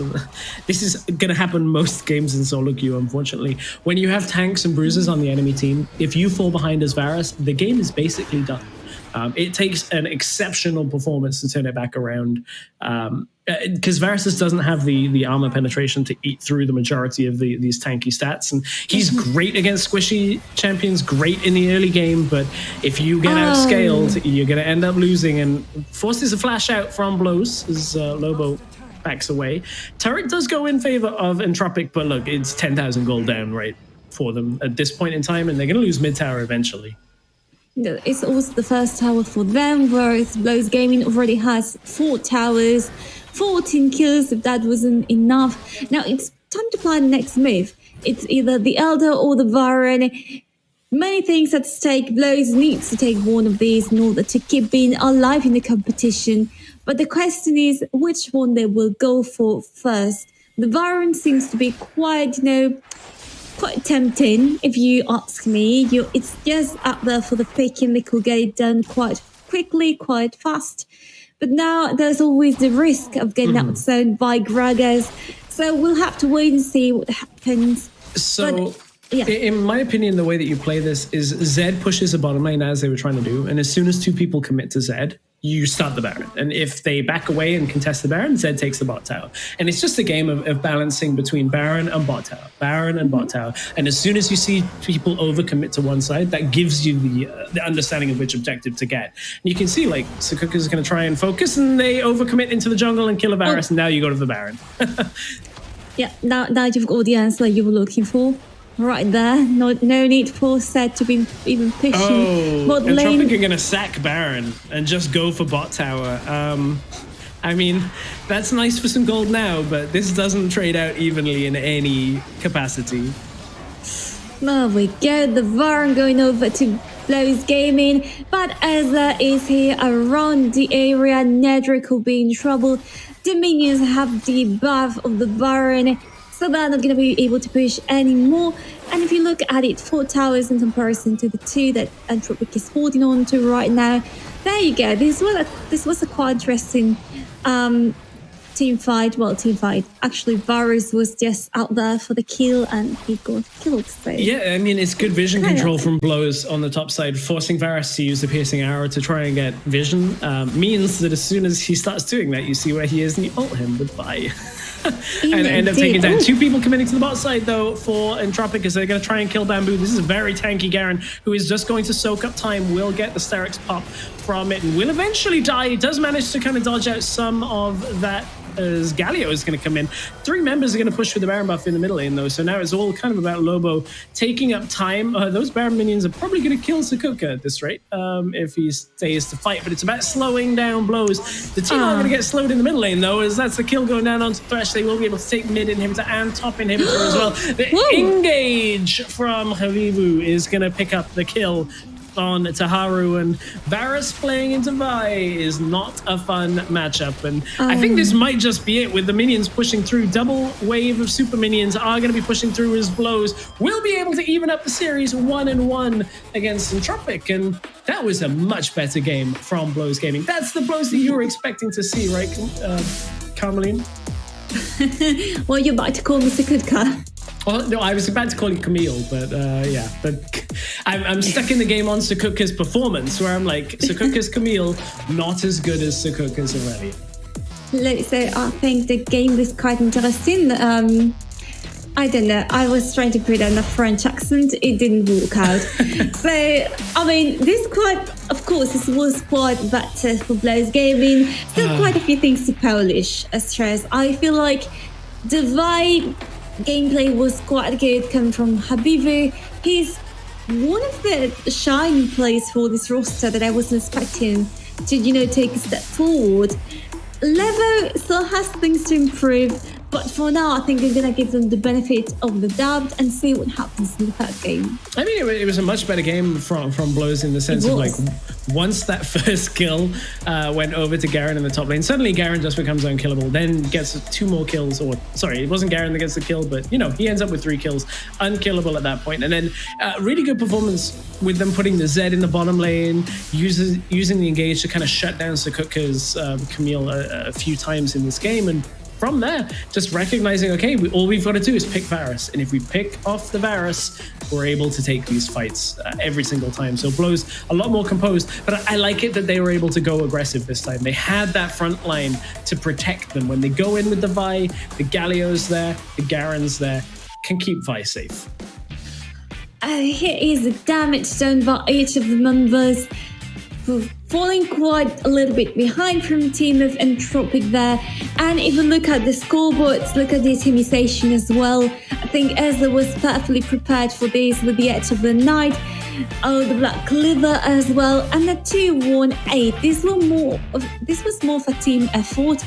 If you omit Savik having a 507, fully HP, going in there for the armor penetration, might penetration right there, which is quite interesting.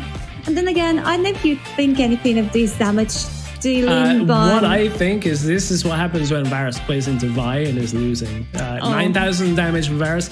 That's purely because you can never stand and fight. You can never get multiple rotations of your abilities off in fights. If you can't do that, Varus's damage falls off. And keep in mind, Entropic picked Varus first, which tells you, okay, this is what we're building our composition around. I like that Blows go, okay, well, we see your Varus. We'll put a Garen there and we'll throw a Vi in the mix and a Galio. And hey, Varus can't actually deal damage anymore. So I think it's a really good way of Blows answering the first pick while letting that Varus through. Yeah, absolutely.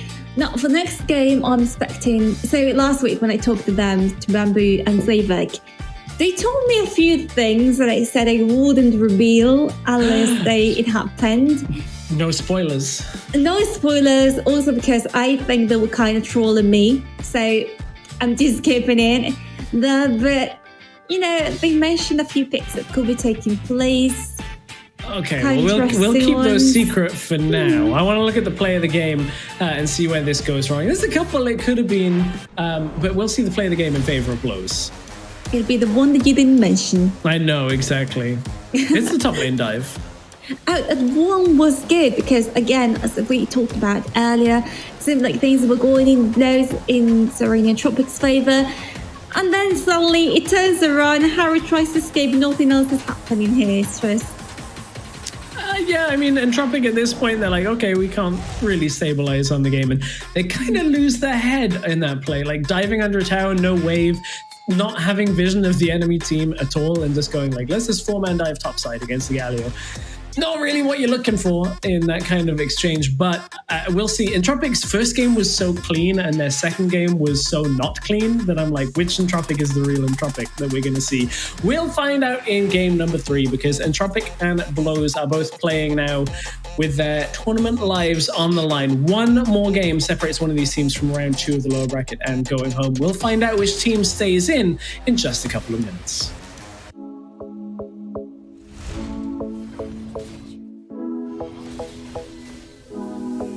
Frozen over, stuck in time, out of breath in my mind. Is this how it will be when you promise this, you and me?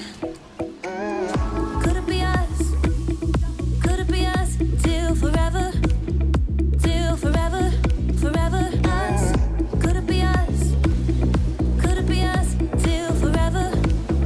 Till forever.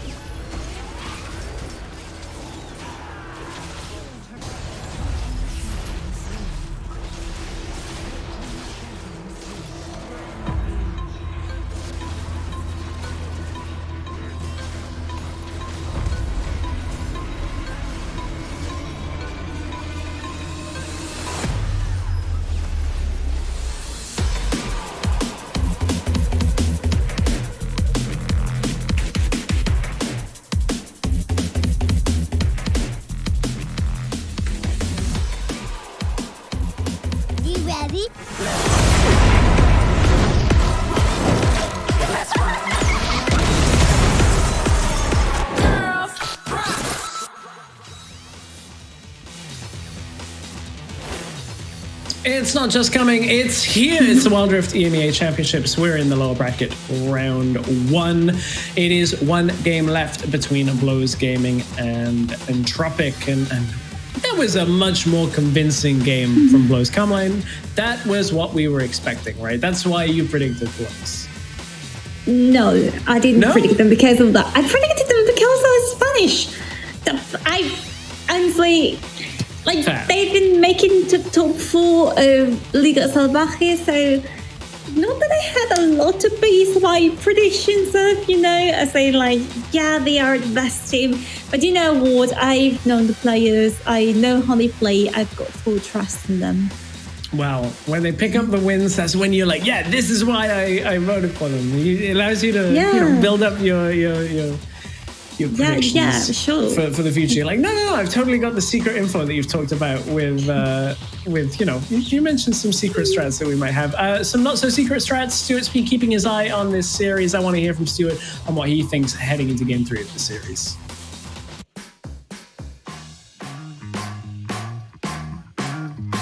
Thank you very much, Dresh. Yeah, these are the key points. I've been looking at the past 2 games, and surprisingly, we've not seen any set at all. Hasn't been banned, it hasn't been picked at all, so it's very, very different to see that this series, maybe they might have something that we don't know about with set. Maybe it's just not as a high priority in this series, which is very, very interesting compared to the other series that we have seen. And speaking more on the draft, we've had 2 very, very different drafts.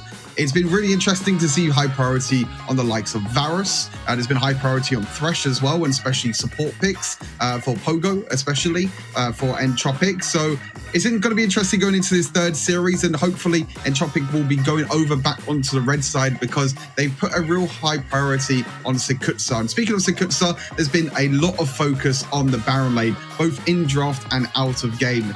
Out in draft, you've seen Sekutsa in the first game. He got that last pick on the Irelia. We've also seen in-game as well. There's been a lot of focus and a lot of ganks up in the Baron lane as well. So I'm really excited to try and get into this final game, have a look at the draft and see what Sekutsa can do to try and finish this off for Entropic. But it wasn't that clean for them in the previous game, so we'll have to see if they can turn this around and take the series 2-1 back to Stress and Carmeline. Thank you very much, Stuart, for setting the stage for our Game 3 and our draft. I do also agree. I'm a little bit surprised why the Brawler hasn't been picked up. He's seen so much play just in general, like set in Baron lane. I think we've even seen some set support, and for some reason somewhere in my head is a mid lane game as well. We'll have to take a look at the draft for game number 3. We're flying right into it. I'm ready to go. We're going to find out which side each team is going to be on. I feel like Entropic should probably be on red side. It is the case. So Blows back on that blue side that we had in game number 1. So I guess back to that Varus ban priority maybe, although they dealt with it very well. Okay, no, apparently we're going to start over Listen. Okay, if you know this, actually Habibu is a quite skilled Listen player. He played all through Liga Salvaje, but he hasn't been showing much of this champion lately, so I assume that's the reason why. And then we also have Morgana. The priority of Morgana not being played in any of these games is astounding, but then again, that's how the game goes. You ban some champions, you play some champions, you win, you lose. Yeah, I think the Morgana priority makes sense when it comes to like the ban phase. Seen so much play over the last few weeks since we have started the WREC. Galio taken away on the side of Blows, just kind of trying to deconstruct the composition they had in the last game, and they're like, no, you're not going to get that. This time it's Entropic that banned the Varus. I believe that was the same in game number 1. I misspoke earlier, but taking away that first pick priority, it's going to leave us in a situation where we have Fiora Jace set available. Now, we haven't seen any set in this draft. We just heard Stuart talk about it. So Fiora should probably find her way to the 3rd ban on red side here. Otherwise, that's an easy first pick for Blows if they want it. Will it be? Will it not be? Come on! It is consuming me! If it is, then the alternative options then, like Corky goes up in priority, Garen, of course, goes up in priority. Fiora is available for the first time in today's games. Feel like you have to pick it. It's such an unbelievably strong pick, and if you give it a Sekutsa, hard to deal with. It is. Now, what will be the response for that one? We don't know. There are many choices here. Darius is open. You've got, well, Jace is not open anymore, but you've still got Camille there, for example. You want to take it a little bit more into the duelist kind of top lane. That's a choice you want to go for. So still, I think they've got plenty of options, but you already know that the Fiora is going to be the pillar where the rest of the competition will build. Didn't even talk that Jax is available. Thresh is another pick here that Pogo has picked up a bunch of times in this series already.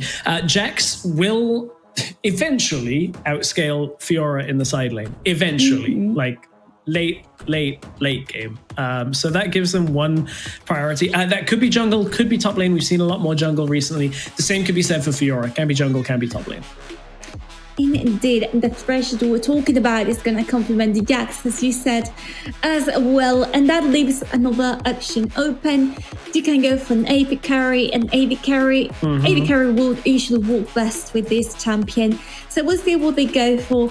But now is the turn for Blows Gaming to choose the next option. And they've got plenty of them there. Braum is going to be the choice for this one game. We haven't been seeing lots of Braum. No, but it's a disengage. Corki's available as well if they want it. Orianna is another option here that is available. We see a lot of priority towards the middle lane. That's a Renekton. So this puts Entropic in a situation where you either take the Corki here or whatever you want in bot lane, or you answer the solo lane. Like Renekton, we saw a lot of play around about the Horizon Cup last year. Still very strong. There's a few other bruisers that can kind of outlast and outscale, and it's going to be Zed picked up. So dodging the top lane matchup for now, Entropic are going to use their last pick flexibility and say, okay, well, there's enough AP mages in the bottom lane for us to ban a few, you to ban a few, and we'll take one. Oh, wow. Okay, we follow up with Diana ban right in there against Blows Gaming. We'll have to, again, observe what they are doing. But I feel like Entropic's composition is a lot more focused on the damage they can provoke, like lots of damage going on at the same time. Well, Blows Gaming is not so oriented towards that.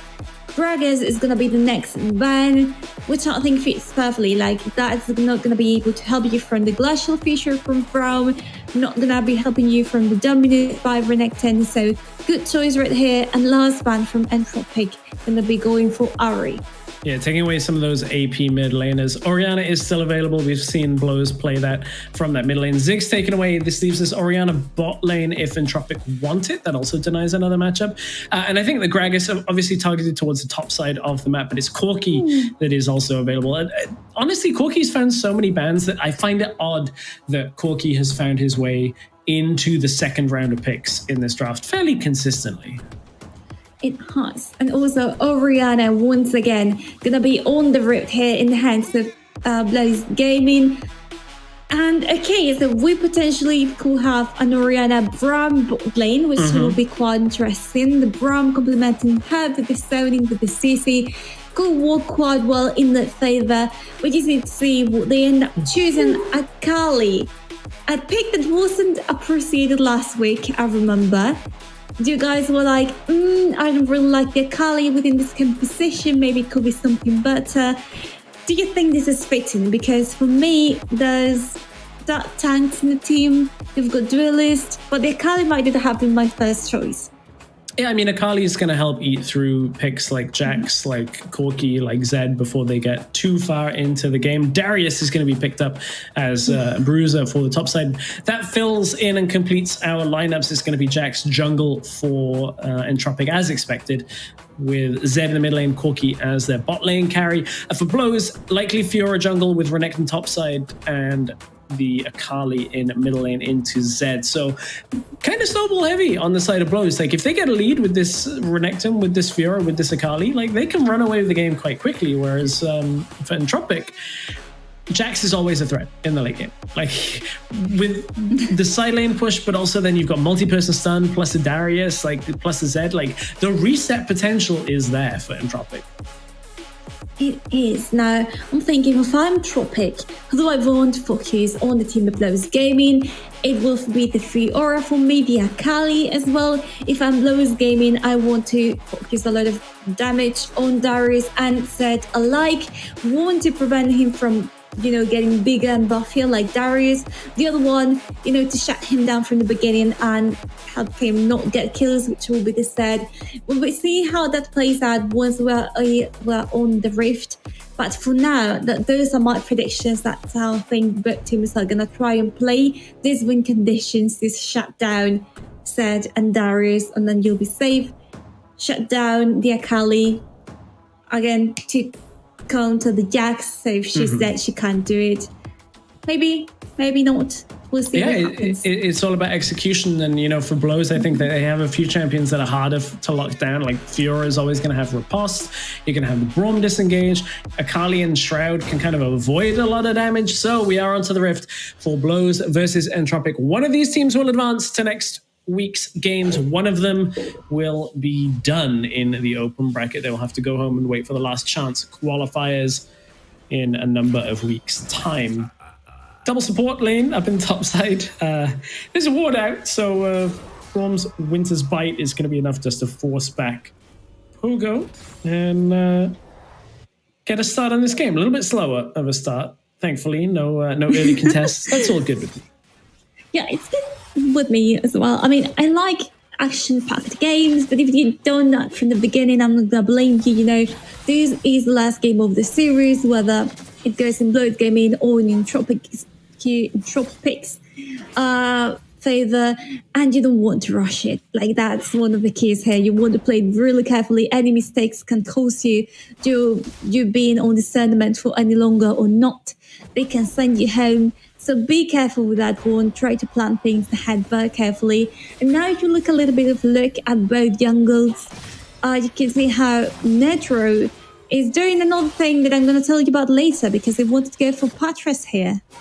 Yeah, Padres was able to escape, but Nedro, with the jungle path that you wanted to touch on, let's talk a little bit about that for viewers. Okay, so basically now what you're seeing here is trying to take the Scuttlecraft, trying to get that good vision here on the bot lane, but he was actually making his path upside towards Darius to get him a little bit of, give him a lead. But once again, I get interrupted by whatever action they're trying to carry out from inside Entropic. Dive is top side. We got baited by the bottom lane as Bamboo is trying to dive under the tower.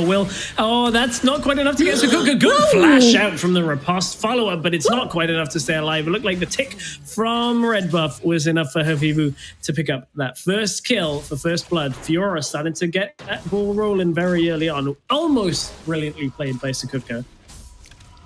Indeed, that's the case right here, what we've seen from both teams. I mean, that was a quite good showdown for Blows Gaming, because as we were saying before, not only you've managed to get the kill, you've also managed to get both summoners burnt out, which is going to help you a lot right now as you go back into the lane and you have to compete against him. Also, Bamboo has reached level 5, obviously an advantage for him, and being accompanied by Levo is definitely going to put the scoreboard a little bit in the favor. Now, Sakutka is waiting still on the leveling up.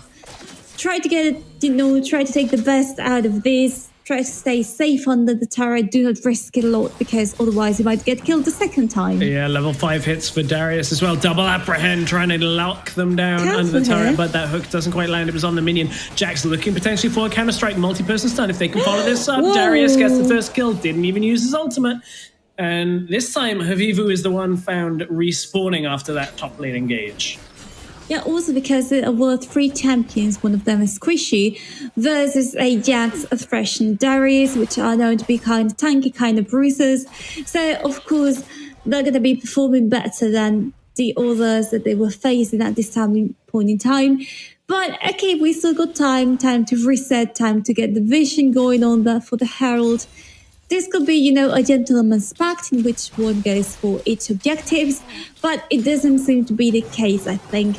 Entropic seems to be focusing a lot on the upper top lane, whereas Blows Gaming seems to be heading more towards the south of the map there in the Dragon. So we might indeed not have a teamfight coming up. Yeah, recall timing's a little bit awkward there as well, as Patras and the rest of Entropic recalling a little bit after the objective spawns. What that does is gives Blows the opportunity to get vision control. However, I like that Entropic are pushing out mid lane. We saw that segment earlier with Stuart talking about how important that is. And in PC League of Legends, he phrased it as earning the priority or earning the push in middle lane. Basically, use your minions to push out. That's exactly what Blows are doing. This is like the fundamental thing you have to do before you move over to the objective. And both teams are aware of how important that is for this kind of setup. Now there's a neutral lane because there's no minions, so it's a little bit easier for both sides to step down. It's mostly then about vision control. You can see these sweepers taking out the wards, and we'll basically do the same thing over the second wave. But Rift Herald's going to go over to Havivu. They focus that down on top side, whereas on the Dragon side, it is going to go over to Entropic. Indeed, that's what we're seeing right now. And now Entropic seems to be trying to work more as a team that they did last game, where they were a little bit more divided, splitting team fights right here and there. But nowadays, they're focusing on the top lane, which are pinging already. They could catch Bamboo and aware of the situation if it weren't for the vision, but careful there because they cost the goal in for it. Hey, Renekton, typically a hard champion to lock down. That slice and dice makes it pretty easy for him to avoid damage, and then he can always pop Dominus to keep himself alive. That's the ultimate that gives him extra health. But one thing I want to kind of note is Nedro on this Jax. I feel like Jax as a pick, as long as you don't fall too far behind, basically allows you to like macro by numbers in the late game. And you just put Jax in the side lane, and if nobody comes and deals with you, you win the game. If more people come and deal with you than the opponents have around Baron, you just take Baron. So it's this kind of like almost like cheating your way to macro by playing the split pusher. So I want to see how that plays out later. Oh, wait a second, tide turns. The Chad is a traitor. You guys were saying 11% for Entropic in the game before this one. Now you're saying 28% for Blows? Chad are fickle. One day they love you. The next day they'll turn on you. I hope today's a loving me day, chat, please. My self-esteem needs it. No, I'm only joking. It's all good. Entropic gonna look to secure a kill topside. They're roaming up with Thresh, roaming up with Corki as well. No neutral objectives at the moment, so 6 minutes 30 into the game. They're gonna push this first turret of the game down. Important because you need to open the map up for this Jax. Rift Herald using the bot lane will be able to push, but they haven't done the upfront damage. Yeah, first turret goes topside to Entropic, will be answered in the bottom lane by the Rift Herald.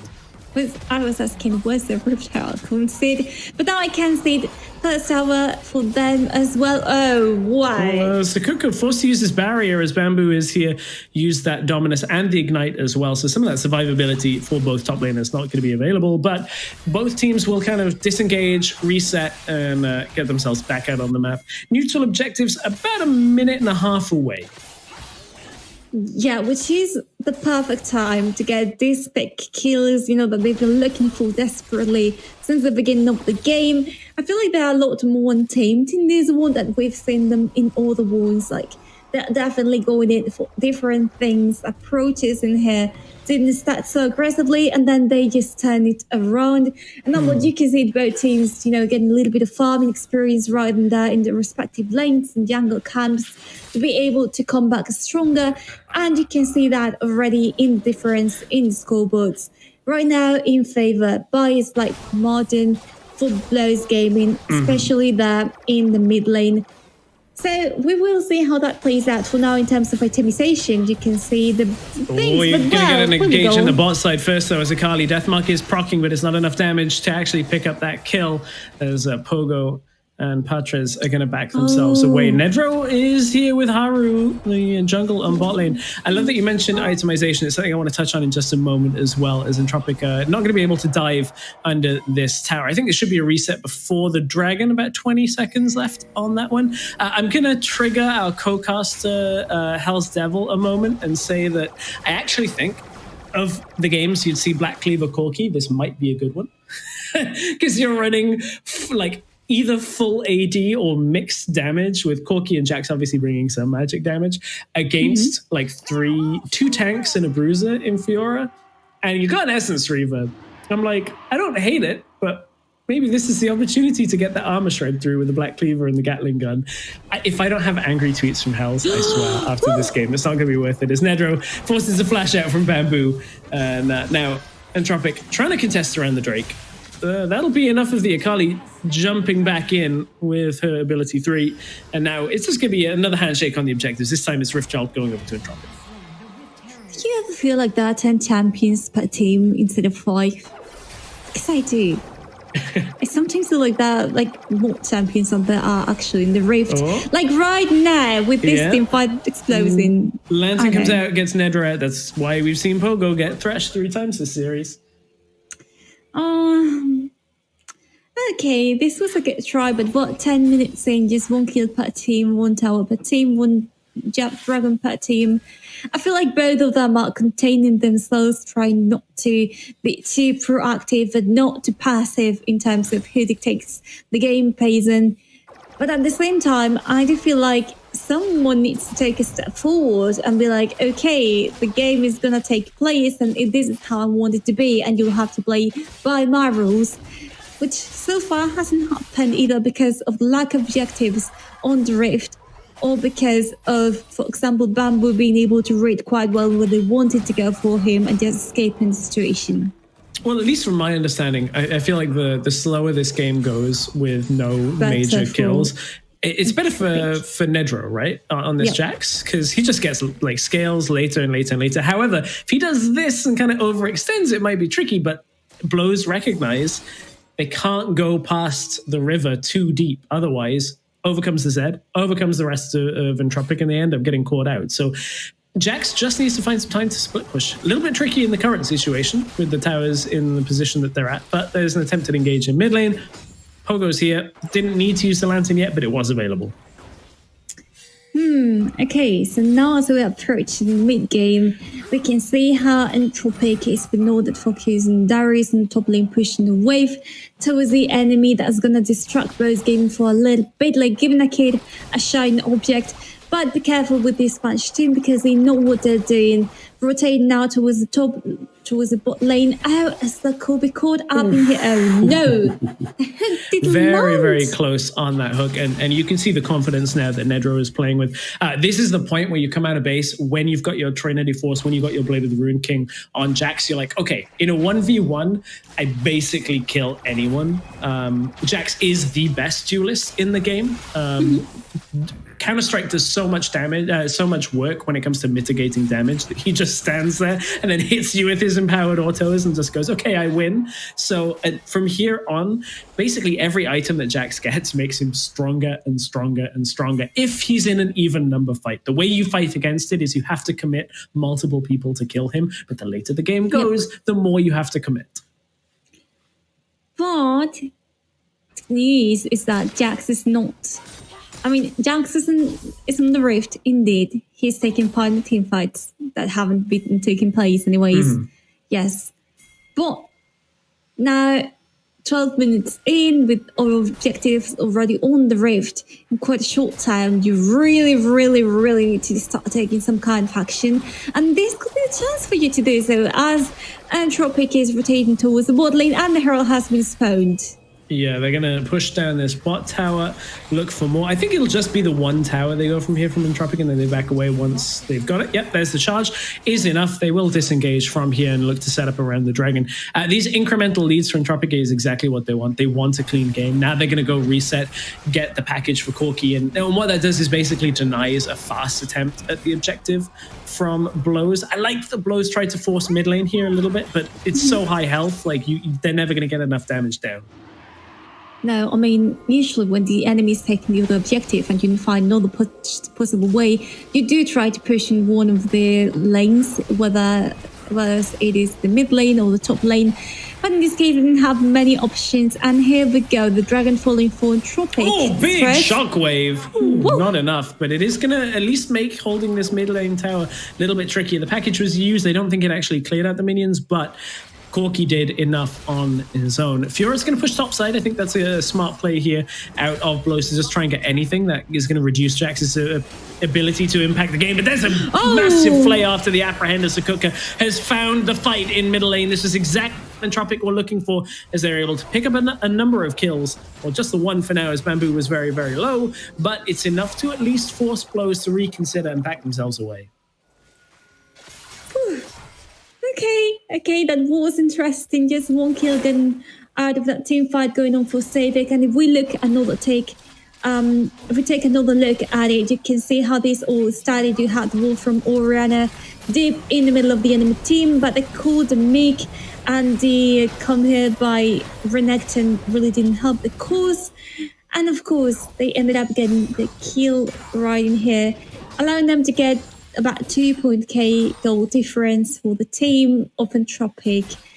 So now, what do you do next? Savak is already on the rift back again, but the Baron is also there, and Bamboo could be in trouble.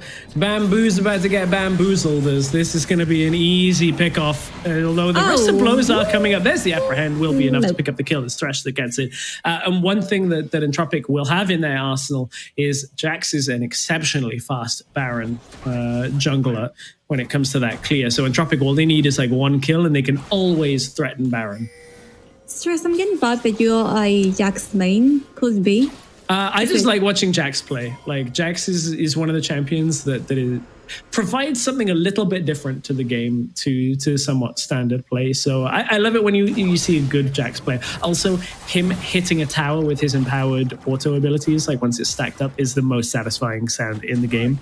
Yeah, for you, because Blows Gaming doesn't seem to be enjoying it that so much. No, they're going to end up with the mid lane tower dying, and now they're caught, stuck out. That's a great Braum ultimate, but look, it's 5 versus 3 in the middle lane, and if they can maybe survive a little bit longer and turn it back around, maybe there's an opportunity here as Entropic have lost one. It's a support for support trade, but with that mid lane tower going down, that's what Entropic were looking for. You've got no one. Renekton is not there yet to help you in this cause. So, I mean, you get one kill, okay, but the goal difference is getting even bigger. The gap between both teams is just expanding. And now, even though you've got Habibi with a Fiora to try and push the side lane and top lane, you're not in the best position to do so in case Entropic decides to start a team fight. So, for now, what they have to be living through is keep on pushing, keep on being on the game, get big kills here and there, and then just kind of pray for it to be dealt with and for Entropic to make some mistake. So there we go. Also to be mentioned, the itemizations that I want to talk about. You can see the Blade of the Ruin King into 3 members, Renekton, Fiora, and Jax, which obviously makes sense for that extra damage. Bamboo but talking about damage, caught, forced back into the fight. He didn't want it, but he's going to have to end up taking it as Bamboo is going to get dropped again. And now they can turn towards that Baron if they choose to. They do still have the package, so it's all about pushing down these towers. And if somebody doesn't respond from the side of Blows, they're going to lose multiple here. Hook comes through, but I think this is where you back yourselves away and look for that Baron. and then I feel like, you know, Drake is up in 13 as well, yeah. It is, but I feel like altogether Blows Gaming isn't able to land and walk as a team in these situations. You've got the Oriana with so much magic penetration that doesn't really do much against the enemy team. Like, she's not been able to fully use the entire kit. Then you go Entropic, just defend this dragon. We'll see if Blows Gaming can do something. Apprehend again is going to start the fight, forces them to jump away, and it's half health now on the Elder Dragon. It's going to reset, though. Will regenerate a couple of thousand health, and that may be enough to stop Entropic. And I feel like it's the playstyle we saw out of Blows in Game 1 that's unfortunately kind of rearing its head again. They don't have a great engage tool in this game. They don't have a good way of reliably getting a fight started. And Game 2, I thought they looked so good when it was like the Vi with the Galio actually getting into the fight, and then Garen can kind of play as your front line. Whereas this game, there's nobody to actually say, okay, let's fight right now. Yeah, I agree with you. And it is not walking in the favor. You can see how they're struggling a lot to find who they want to be like the main damage dealer. Do we rely on the Akali, but the Akali's not doing that well? Do we go for the Oriana? But then again, I know, I feel like they're a little bit lost in the entire thing on how to play out this raft. Big items completed. Darius now has his 4th item with a Thornmail, and that's Sterex as well. Jackson early at a wit's end for his 4th item. We've got just big items finding their way onto the side of Entropic, about a whole item apiece ahead of Blows, and that's why they feel confident to start this. They do have to be careful of this flank, though, as it is a good engage. Lots of health bars dropping low on the side of Entropic, and maybe this was Entropic overstaying, but look, Darius has picked up the first kill, will get the second kill, has the resets going, won't get the third off that execution, and it's a double kill going over to Savek, and that is a big turnaround for Blows. It looked like Blows had lost the item game, but Entropic, there's 40-second death time as there's a wave pushing for Blows. Has this backfired horrendously? It's inhibitor at least a minimum here for Blows. Okay, oh my god, they've got the hiccups. This could just be the game. There's another wave of minions joining. I think Blows might just have done it. Entropic, from being ahead in this game this entire time, like Blows, with a composition, find one fight, and they are going to keep themselves alive as Blows Gaming 2-1 over Entropic from that Elder Dragon fight. And I am at a loss for words. That I got the hiccups. Like, I just supremacy. Oh my gosh. Okay, so I wasn't expecting that at all. The shockwave by Orianna was beautifully performed, and that's what led to the entire rest of the team fight playing out in favor of Blows Gaming. They managed to get Darius aside. Getting the kill onto him was so important, and that's how the game ended. Just by one team fight, and it was done. This is why you don't surrender ranked, by the way. When you're looking at the enemy Jax is like 3.5 items, Darius is like 4 items. I'm like, oh, don't know how we're going to win this one.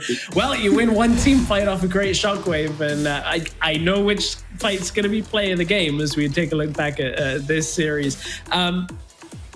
This game was all in Entropic's favor. Like, other than First Blood, I felt like Entropic were playing this game out so well, and then Blows steal it back from them. A lot of engages really going against Blows to start. Like the combination here of the Fiora didn't quite get rolling until the late game, and I mean, Entropic were just looking to continue this lead. They got a bunch of towers down, but from the kills, they never took critical objectives. They didn't take Baron, they didn't take the Elder Drake. True. And I think that's also what caused them the game. Like, they had a good objective vision, how to perform it, how to go for it, but it didn't end up working for them. And as powerful as Jax could have been, then it all fell down when they took out Jax first. Yeah, because once it was done, fine. I feel like looking at this fight, I think you have to turn for Baron like here, like right now. Yeah. Instead of going for like waiting for Elder to come up, I think that gives Jax that ability to turn the game really on its head with Baron buff minions. And this fight, I want to watch this fight like 5 times through, because it's fascinating how Blows turned it, but like really well team fought at the end. We can take a look at the stats. It's not really going to tell us the majority of this, because like 1 death on Haru, 1 death on Patras, 1 death on Nedro, but that single death was the one that gets them eliminated, as Blows are able to just take this game. Very low kill game, but Blows playing that team fight out beautifully, and they had enough of a push in the top lane with the minion wave to just end it. Exactly, and I mean, they didn't get that far off with the atomization, and if you look at the damage dealt by each of them, well, I mean, it's surprising. I think Savek in the end was the one saving the thing, as we saw in that last team fight. Just carrying the team kind of on his back, because for the rest of the teammates, they weren't doing that much, at least in comparison to the counterparts for Entropic. So praise Savek in this one, because this was a 50% thanks to him. I feel like most of that damage came in the late game. Yeah, there's exactly what we're talking about. Blows win without even reasserting themselves with a gold lead. That's just how it goes. They were still 400 gold down at the end. And to be honest, like that's that threat of that Orianna. That is why we have seen this Orianna presence in the bottom lane. She plays this wave clear, bot lane AP carry role exceptionally well. And then you get to team fights and suddenly, well, everybody's dead. And it doesn't matter about everything that started the game, because you've just won a team fight and you've just earned your way through to the lower bracket round 2. Really well played in that last team fight from Blows. Indeed, and I can't wait to see what they're thinking, what they're going to be talking about if they do come for the interview, because this must have been really heart-wrenching for them. Like, I can't imagine how stressful that must have been. I can't imagine either. I'm going to put money on our player of the game being the fight that wins the entire series for blows. I want to take another look at it because I've seen it 3 times and I'm like, I don't know exactly how this played out. But I guess big shockwave. Oh yeah, that's huge. That shockwave's huge. Yeah, I mean, 5 people riding there. I mean, you can see how Ezza is left alone with Pogo up in the top lane. And in the meantime, you see that Darius being left alone, isolated from the rest of his team and being taken down by Blows Gaming. So definitely lots of things happening at the same time. Really split team fight taking place in different sides, divided by walls. So not that you can get close that easily. So that's it. Yeah, Savek played really safe in that fight. Darius, I think if that second execution gets off, maybe that's a different fight. Maybe if he picks up the kill, it's enough. But if I'm recalling the fight properly, like the ultimate comes down and the target's on like 200 health. Tough to know on Darius when you're in those team fights. You're like, I'm just going to hit the execute button and keep trying to kill people. But cool sometimes down, that's how it works. action. That's how I play Darius anyway. I'm like, it's available. Just ult people. Cool Try down and get reset. it. This is why I'm not a great solo laner. I think the side of Entropic, they never got the Jax in the position that we have seen Jax to play it. Like always getting kills, but then never bringing it to the side lane and finding that presence. So I think that's one of the downsides that we were setting that game up to be like, okay, we're 20 minutes in and Jax is pushing the side lane and winning the game. Well, Blows are like, well, no, screw that. We're just going to fight around the Drake. MVP of the series, I don't know who we're voting for. It could be a number of members. I think Savek has a shout here, but Carmeline, when we look at MVP, who's it gonna be? Drum roll. Drum roll, please. It is gonna be Savek. Yeah, I'm not too surprised by that. That last fight was beautifully played out. The MVP is a team fight. I mean, I love the way Savik played this game. We saw it in the Rihanna stats. But of course, it's all about the series, right? What they've been doing throughout the series. And I think Savik has been one of the most consistent players for his team, providing that damage sources, providing the stability. And from what I know of, he's kind of like an in-game leader as well. So I'm glad that he's being recognized in this MVP.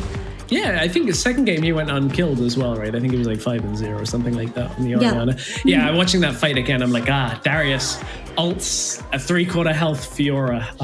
And then she stasises afterwards, so it doesn't even die to the bleed. Savek, very well deserved MVP from that. I think in the game 2, like Blows looked really good. And then game 3, they were like, well, all we need is one team fight and we're going to be able to take the game. There's a lot to break down in this, and I would love to rewatch this game about 2 minutes earlier and look at who pushes top lane back out. But we don't have time to do that. We want to hear from our winners. Stuart is with one of the players from Blows Game.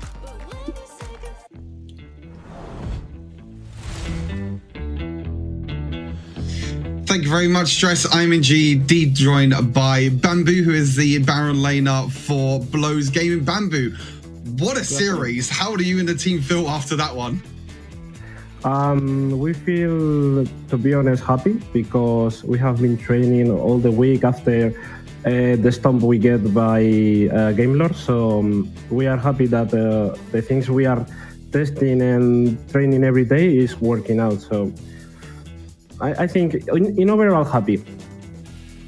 Awesome stuff. And obviously you qualified for the Purge tournament during the week as well. So it seems like your team is building up a lot of momentum as well, you know, a lot of plays. And especially for yourself, there was a lot of focus in this series on the Baron lane and trying to shut down Sekutsa. Was that something that you had planned going into this series, or was it just something that just happened during this game?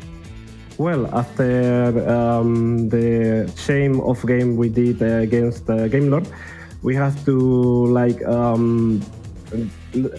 how to say it, remake our style of play, and we are focusing more in aggressive play style in early, and so our objective was try to shut down the top lane so we can unlock me and try to do more plays around the map. So yes, I think we are building a good confidence. We are building a good friendship between us, and that goes to a great confidence. So I think we have a lot of more to show, we have 1 week more for training, and we want to get that top 1, of course, like every team.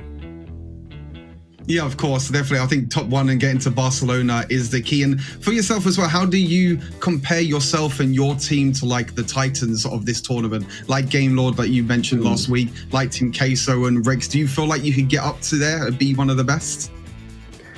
I feel we don't have that pressure that probably Game Lord, Zero Zone have, because they are the greatest teams and they have to act like greatest teams. We just are a team that nobody knows.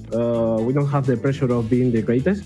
We just have to go to the game and play and try our best. We are free of pressure, and we will show. We are here to play and to represent all the Spanish teams that couldn't get to the tournament.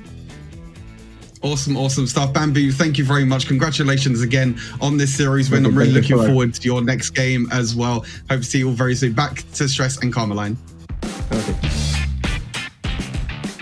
That was a great interview. I want to hear more from Bamboo. I'm going to be honest. Yeah. Really enjoyed hearing about how they kind of tore up the playbook a little bit, and after Game Lords, I'm just going to say there's no shame in losing to Game Lords. Game Lords are so aggressive and so quick to play the game that I love that that's, how we've seen Blowers take their game style. So when we look at the lower bracket, this is where we've been focused on. Blowers Gaming advancing to the second round of the lower bracket. They will face off against, I believe, the loser of the upper bracket, but we'll fill that in as we go through. Blowers, I think Game 2 is probably the best example of this new playstyle they're talking about, where they were playing very aggressive and very quick comparative to Game 1 and Game 3. Absolutely. Also, I won the predictions. You did win the prediction. I know you did. I was going to say this, actually. Like, did you predict Aphelion yesterday, or did you predict Supremacy? I predicted Supremacy. Okay, you joined all of us on losing on Supremacy, but you might be edging ahead on the predictions. Anyway, that was we've had another 2-1. We broke the seal on 2-1 series. I'm totally ready to get into another series. It's going to be Mood against Control. We'll be back in about 3.5 minutes to take you through that series.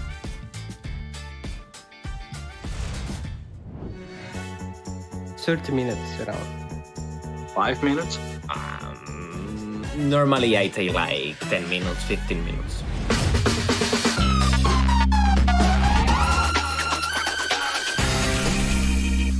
Not much time at all. If I had shower, maybe 10-15 minutes tops. Like when I used to get ready in the morning, it would take 30 seconds because I would always be late for school. It depends. It depends where I go. If I go to something special, like maybe take like 20 minutes. But if it's per day, 10 minutes. Now I have a lot of time, so bathroom for an hour or something, listening to music.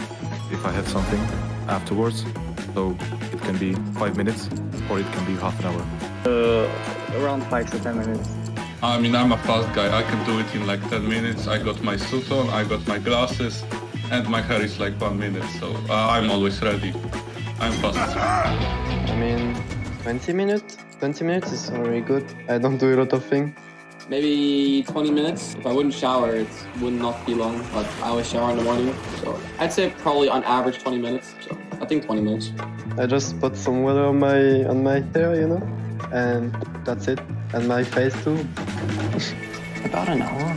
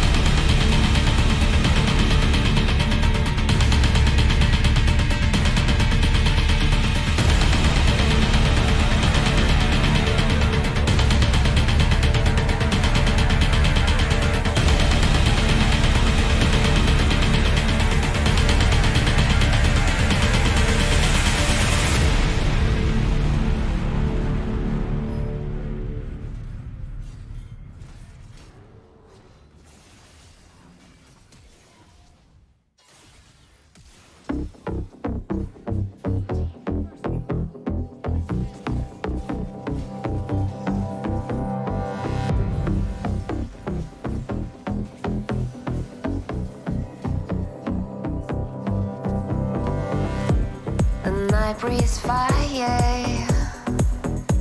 Your eyes so bright, the dark will guide us through the night.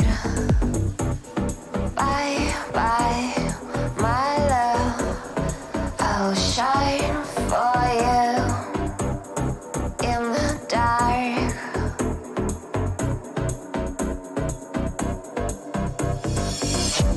The sky is lonely without the sun. It cried for years, an ocean of tears. It's how it's begun. Bye, bye, my love, I'll shine for you in the dark. With my Welcome to the official Riot Games WREC EMEA Championship. Everybody round, everybody round, we know we get hype. Everybody round, everybody round, everybody round, everybody round, everybody round, everybody round,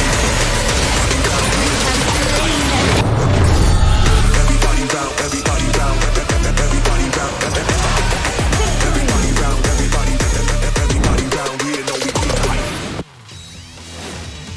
Welcome back, everybody, to day 2. It's week 3 of the Wild Rift EMEA Championships. We're focusing on Europe, and I'm joined by Stuart after a surprising end to our first series of the day. I think those of us looking at the game we're like, oh, okay, Entropic are going to win, and then Blows just steal it back with one heck of a team fight to end that. Stuart, any initial thoughts on that last series that we just saw?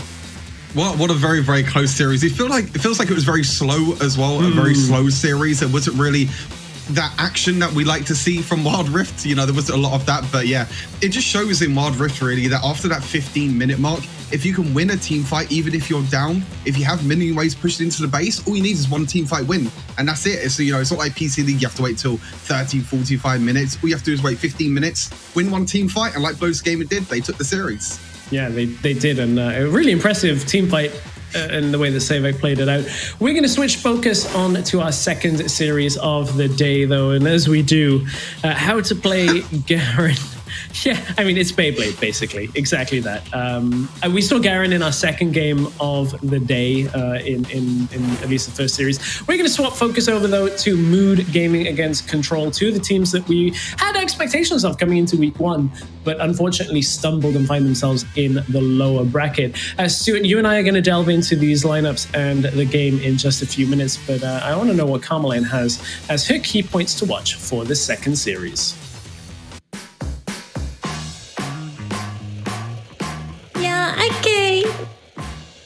Okay, hello everyone, I'm back here for these key points. We are signed off with the I'm back again.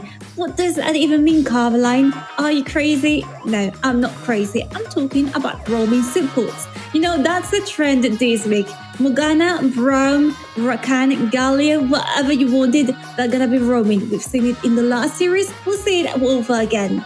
But we cannot forget about something really important for this upcoming game. That is the desolation of 2-0. Both teams, both Mood Gaming and Control, did go 2-0 in games that were expected to be quite even. So what happened there, we'll never know, I guess. But what we can say is that today, I hope they give us a 3-game series. And now for my last point of the day, of course, we're going to talk about something really, really important, and that is the Battle of the Junglers, mentioned by Stuart, but adapted to this one. Why?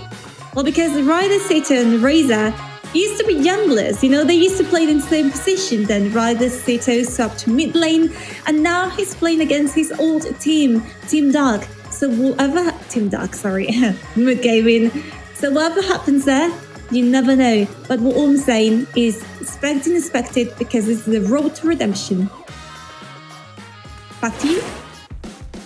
I appreciate the Hobbit references as somebody who's slightly under average height myself. Definitely feeling like I'm part of a fellowship on that one. So, Mood Gaming versus Control. A lot of points mentioned there about jungle, and I like that as a focus, because I feel like kind of the jungle is the role that dictates whether our teams are playing faster or slower. And I like the junglers like, Zefta and Vex who are like, I'm just going to go aggressive the entire time. So do you think there's one thing in this matchup that is key there? As we take a look through the lineups, you can see, I think we've already spoken a little bit about Ryder Zito and the likes of Control. So where do you see the jungle matchup heading up, Stuart? I feel like for me, I mean, like you said, there's kind of two different play styles when you're playing jungle. If you want to play like aggressive early game junglers, you got the likes of Lee Sin, you got the likes of Jarvan that we've seen a little bit. But then you got them late game sort of scaling, I guess, junglers at the same time, like the Jax, like the Fiora, which I'm kind of same as you. I don't really like the kind of, scaling late game junglers, and I like the early aggression. If you could get your hands on the Lee Sin, if you can get your hands on the Jarvan as well, that will be really, really important to get the team and get the momentum flowing. And I think that's where one thing that when we've been talking off camera today, where the drafting game series 1 of the day was really weird, to be quite frank, is like no set priority. Jarvan didn't really get played at all.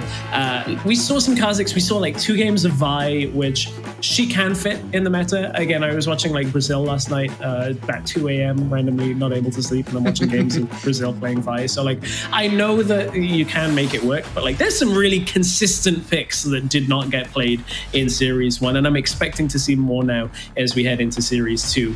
So it's Control on the red side. They will have to ban out the normal likes of, we've seen Morgana, we've seen Jace, we've seen some set bans as well on that red side. Yeah, definitely. You'll see the more standard bans, which we didn't really see in the first series, but I feel like with these teams and coming into this tournament, they focus a lot more on comfort picks, like we saw in the last series with like Vi as well. We don't really see too much of Vi, but if it's a comfort pick, if it's something that you're comfortable on, which we've seen from other players as well throughout this tournament, if you can pick something you're comfortable on, you'll be able to play really, really well. But interesting enough, set being banned on the blue side, so leaving a ban open for Control on the red side. So Mood Gaming already saying, okay, we don't want to focus on that set, we want something else as a first pick instead. Yeah, my mind goes then, okay, what's going to have the most available picks? And I would look at bot side for that, looking at whether it's a Morgana, whether it's a Varus, whether it's... We haven't seen a lot of Corki first pick, but I think it's actually strong enough that depending on the rest of the bans, we may very well find it. Jace going to get banned away, so now we look at Garen as one of the other Baron lane picks to be available. Looking at what else, Camille, Galio, both still available in this draft so far. Ooh, Corki ban, very, very interesting. Yeah. This is where you're looking at Morgana first pick. Like if you start banning bot lane carries here, it's an indicator that you're looking at a strong first pick on it. Yeah, we've seen a lot of Morgana first picks, Camille first picks as well, even Gragas as well is another one. Very, very, flexible champions that can play in multiple roles. I think that's kind of what you're looking at as a first pick. That is the Garen ban as well. So yeah, like you said, Morgana, Gragas, Camille as well, I think are going to be the top 3 right now of what they're focusing on. But now it's Mood Gaming. It's like, now this is kind of the bad side, really, of blue side of the draft sometimes, which I kind of speak about a little bit. But wow, whoa! Interestingly enough, a first pick Zed. I'm not too sure if I like that, to be fair. I have a feeling that Mood had really high Zed priority in their first series as well. I remember Razor, I think, took it very early on. I don't know that I think it's first pickable. I think this would have found its way to second rotation because you'd be looking at Control and likely they would go like Lee Sin and then one of the other strong picks, whether it was the Gragas, whether it was the Morgana. Odd draft to start out already, and this is where I think these teams kind of differentiate from the likes of Game Lord, like WREC and Navi, and some of them is like they opt away from some of the absolute meta picks and, as you said, into comfort instead. Lee Sin's going to fall through first rotation as well. Interesting, doesn't happen very frequently. Yeah, Camille, Lee Sin as well, Galio as well, another one. I like the Thresh priority. We saw that a lot in the previous series as well. Thresh, I think, is one of the best supports as well, especially at roaming, and with Komoto on the support as well. He loves to roam around the map. He likes to try and land them hooks as soon as possible. But again, Darius priority as well. The priority of Mood Gaming is very, very odd and something that we really haven't seen before. But there's the Morgana in the duo lane. I feel like you have to pick that AP kind of source of damage in the duo lane, because if you leave it to that second ban phase, Control are just going to ban out a lot of champions. Yeah, exactly. I think the flexibility there with the Morgana, you can put it in support. I think the Gragas from Control allows them to just pick something standard in bottom lane eventually, because now you're looking at like Gragas in the middle lane with Camille likely in the Baron lane for them. And now we turn towards the bans. Control, maybe support is where they focus here. I think there are too many junglers available to really have a lot of impact, whereas you've already got the Thresh on the side of Control, so maybe it's like ban out the Rakan, maybe ban out the likes of an Alistar, that kind of thing. But I'm wrong, they're just going to ban junglers. Yeah, it's going to be the Lee Sin being banned on, which surprisingly got through the entire first round of the draft, to be fair. But I believe, if I'm not mistaken, we saw Ryder Zito play Gragas mids in the first round. I'm pretty sure I remember, because I remember talking to not to Ryder Zito, but I remember talking about during the cast about, you know, Ryder Zito being kind of that kind of shining light for the team of Control on that Gragas pick. So I think going into this one, it will most likely be that Gragas mid lane. So Varus being banned out, interestingly enough. So this is the thing now. So Control have that AP source of damage. They have the Gragas, which probably isn't the best like sustained damage for AP, but they have an AP source of damage anyway. So now you're looking at maybe AD carries for E-Man in that Dura lane. That's why Varus is being banned out. Maybe we might see a Kai'Sa ban or a Xayah ban. Xayah, I think, is actually a very, very good pick here against the side of Mood Gaming already. You can dodge out the Apprehend, you can dodge out of the Dark Binding as well. It's going to be Kha'Zix, interesting enough, instead. So focusing on the junglers, a lot of junglers being banned out, you know, Fiora and everything, but no, they're going to decide to go for double AP composition. Yeah, going through that, I mean, it could be Gragas jungle as well. We don't see it as much in Wild Rift as we do in PC, but it is a bit of a slower jungle. It kind of depends on the matchup now with Mood, and this is where you can use red side to your advantages. You know you can put it in middle lane, but you also know that you can swap things up and see where the compositions end up. So Jarvan is available if Mood want it. Jax is available. Wow, we didn't even mention that until this point. Like, that's a pick that in our first series was banned out and was banned a whole lot yesterday. So they will pick up that scaling jungle pick. I mean, Morgana's probably bot lane carry then, needing that damage, unless you go Senna and you play passing Senna alongside it, but we haven't seen so much of that. Yeah, I mean, we have seen like support Morganas as well build for AP. I think I remember Ryu doing it before. And is this going to be a formulation special stress? Is this going to be Morgana support? Yeah, it could be Morgana support, Galio AP carry, or it could be Galio support, Morgana AP carry. We'll have to see. I think we saw it yesterday as well in yesterday's series. I think it was Aphelion that played Galio Morgana, and they were actually like sharing gold in a way, which I thought was very, very interesting. And the problem with that is that you don't really have that kind of source, I guess, of AP damage. And wow, that's a Riven. We haven't seen a Riven in a long, long time. I felt like it was going to be something that Control were hiding for that last pick, because most of the time you don't really see jungle pick or even top lane pick, or it could be jungle Riven, could be jungle Camille in a way, but I believe it could be jungle Riven, but we don't really see junglers being left until that last red side pick. Part of me thinks it might be mid lane Riven. I don't know why. Something in the back of my head. Could be. I don't know that matchup.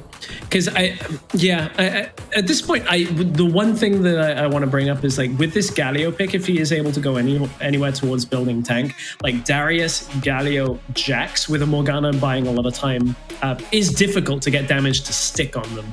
Like, to actually get the kills for Control is very difficult. Riven may fix that. That ultimate that's going to come through and deal damage based on, like, missing health, or at least, you know, that finishing damage that Riven brings. Hard to get to work, but when you have the setup of, like, Gragas and Ziggs to deal damage initially, maybe that's something that can work for them. We don't see a lot of Riven, so I think you're right to kind of raise that as, like, there's a lot that could happen with the way that Control actually finalized their draft. But it's a spicy one.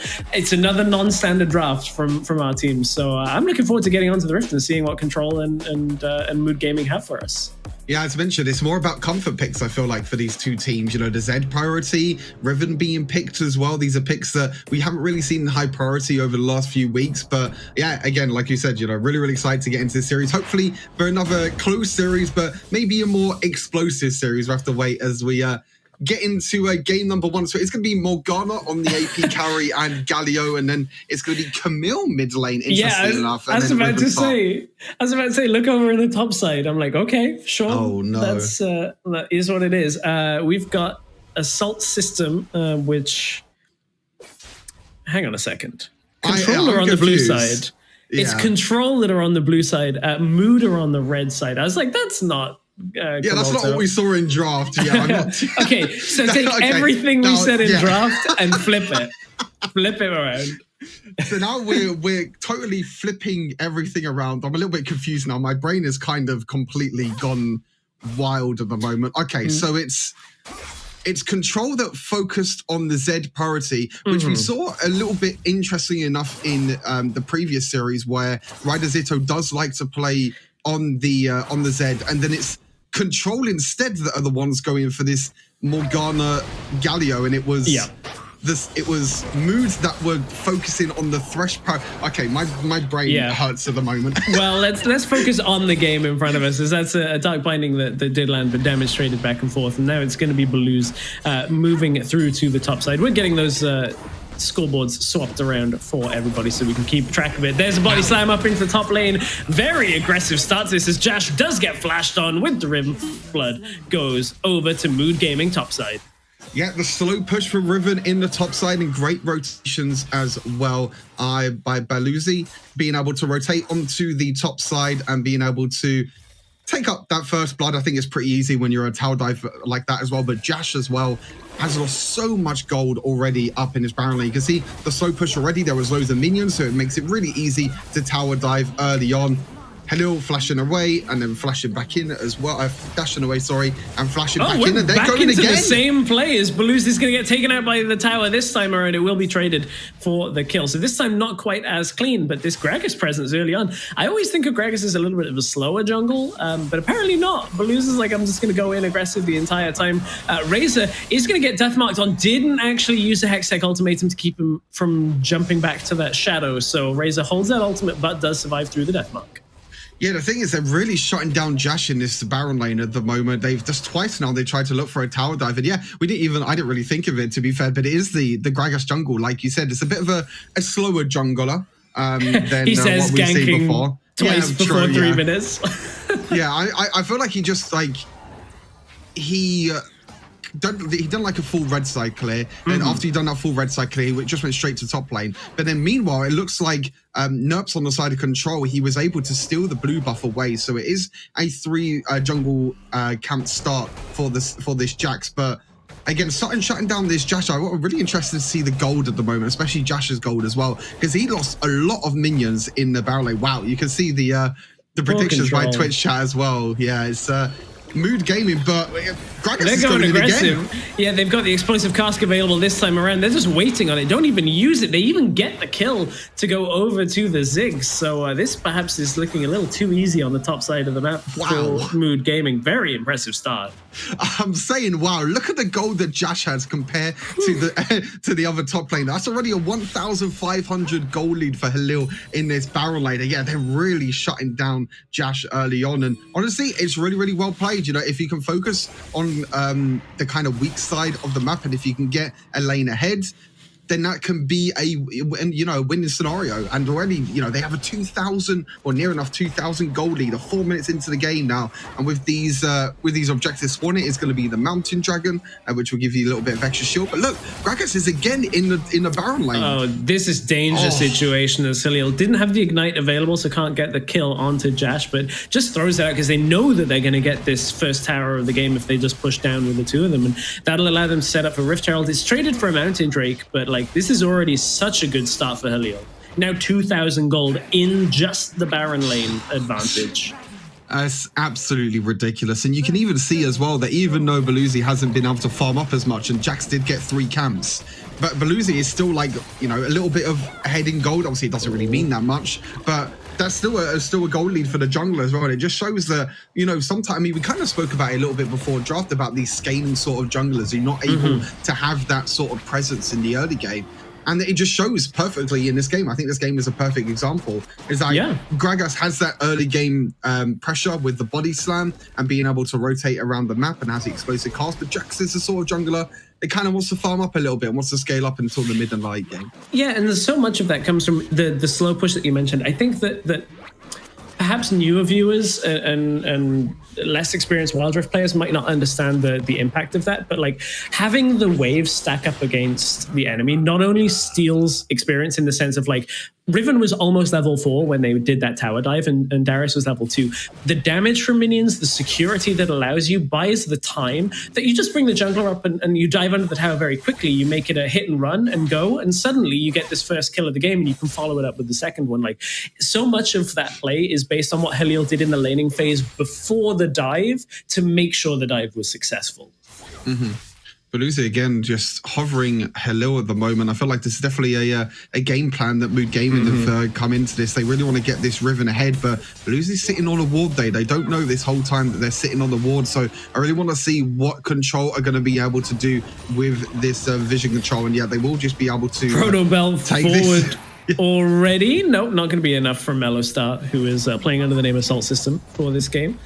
But it's a trade of towers, top side for bot side. That's going to help Jax a little bit, gets a little bit of gold over to Jash as well on the Darius. But this Jax needs a lot more time in order to actually go later on. Box doesn't quite land where they wanted it to, and neither does the ultimate, as Komoto is going to get the taunt on Camille under the turret. This did not land the way that Mood wanted it to, but the explosive cast is going to blast one back. It's actually Mellowstar that has fallen, and I think that probably Mood should cut their losses and run from this, although they're going to try and go aggressive as Control will jump in with the Jackson force out another flash. I think we actually missed out that Ryder Zitto actually picked up a kill as well on Assault System. I feel like I'm not too sure. It was like at the bottom of our screen. I don't think we saw that. Hopefully we'll be able to see that in the replay. But yeah, Ryder Zitto picking up a kill, and in the end it was pretty a bit back and forth, but yeah, you can see here Ryder Zitto just caught in that assault system with the ultimate. Actually uses a flash forward as well, but flashes forward but then uses a W and uses the ultimate to dash away. I think that's like a situation where like, okay, I could go in, and it's like, oh wait, I actually can't go in. I need to go back to safety. But a really good pick off there by Ryder Zitto, to be fair. Proving that this Z priority is going to be really, really helpful for Control, and they're looking to shut down Hello as well, but with many dashes that Riven has, she'll be able to easily get away to safety. Yeah, just jumps away. That's one of the annoying things about Riven. When she's ahead, she's so oppressive and just runs out as well, just like dashes away. So hard to lock her down. A lot of focus going out from Mood on this middle lane tower. They weren't really able to get the last play to work. They're going to try again, although Control are the ones here being the aggressors. Go aggressively down onto the Ziggs, pick up the kill, and this is his combination with the Zed, with the Galio, with the Morgana. You lock somebody in place and take him out. Yeah, really, really good dark binding there by E-Man and Komoto. The really, really good combination. Yeah, you just spoke about it briefly there. The crowd control that that this Dura lane has for the side of Control can really look to try and make these picks and look to control the team fight as well, which is what they're looking to try and do. You can see E-Man already has the Haunting guys available, probably going to go for the Rylai's Crystal Scepter as well, just to get them slows in as well, to get even more, crowd control with all the slows and roots that she already has. And I think the interesting combo that we've seen before, it was by Team Dark last week, this combination of the Black Shield with the Jax as well. If you can put the Black Shield on a Zed or on a Jax before they jump in, then it's going to be really hard for Mood Gaming, to be able to take that Black Shield away and just try to crowd control them at all. I mean, they have Gragas, they have a lot of AP damage with the Ziggs, but if they don't have any, AP damage or abilities available, Jackson Zed will just be able to freely jump into the backline without being worried about getting crowd controlled. Yeah, exactly that. And one other pick that works very well for that is this Darius. I think we saw Acolyte have that, where it's just like running forward with the Black Shield on, but it doesn't really matter at this point. Deathmark's going to proc onto this Camille. Is not quite enough to get the kill. In goes Galio, but Camille is able to dodge it out. As Komoto now trapped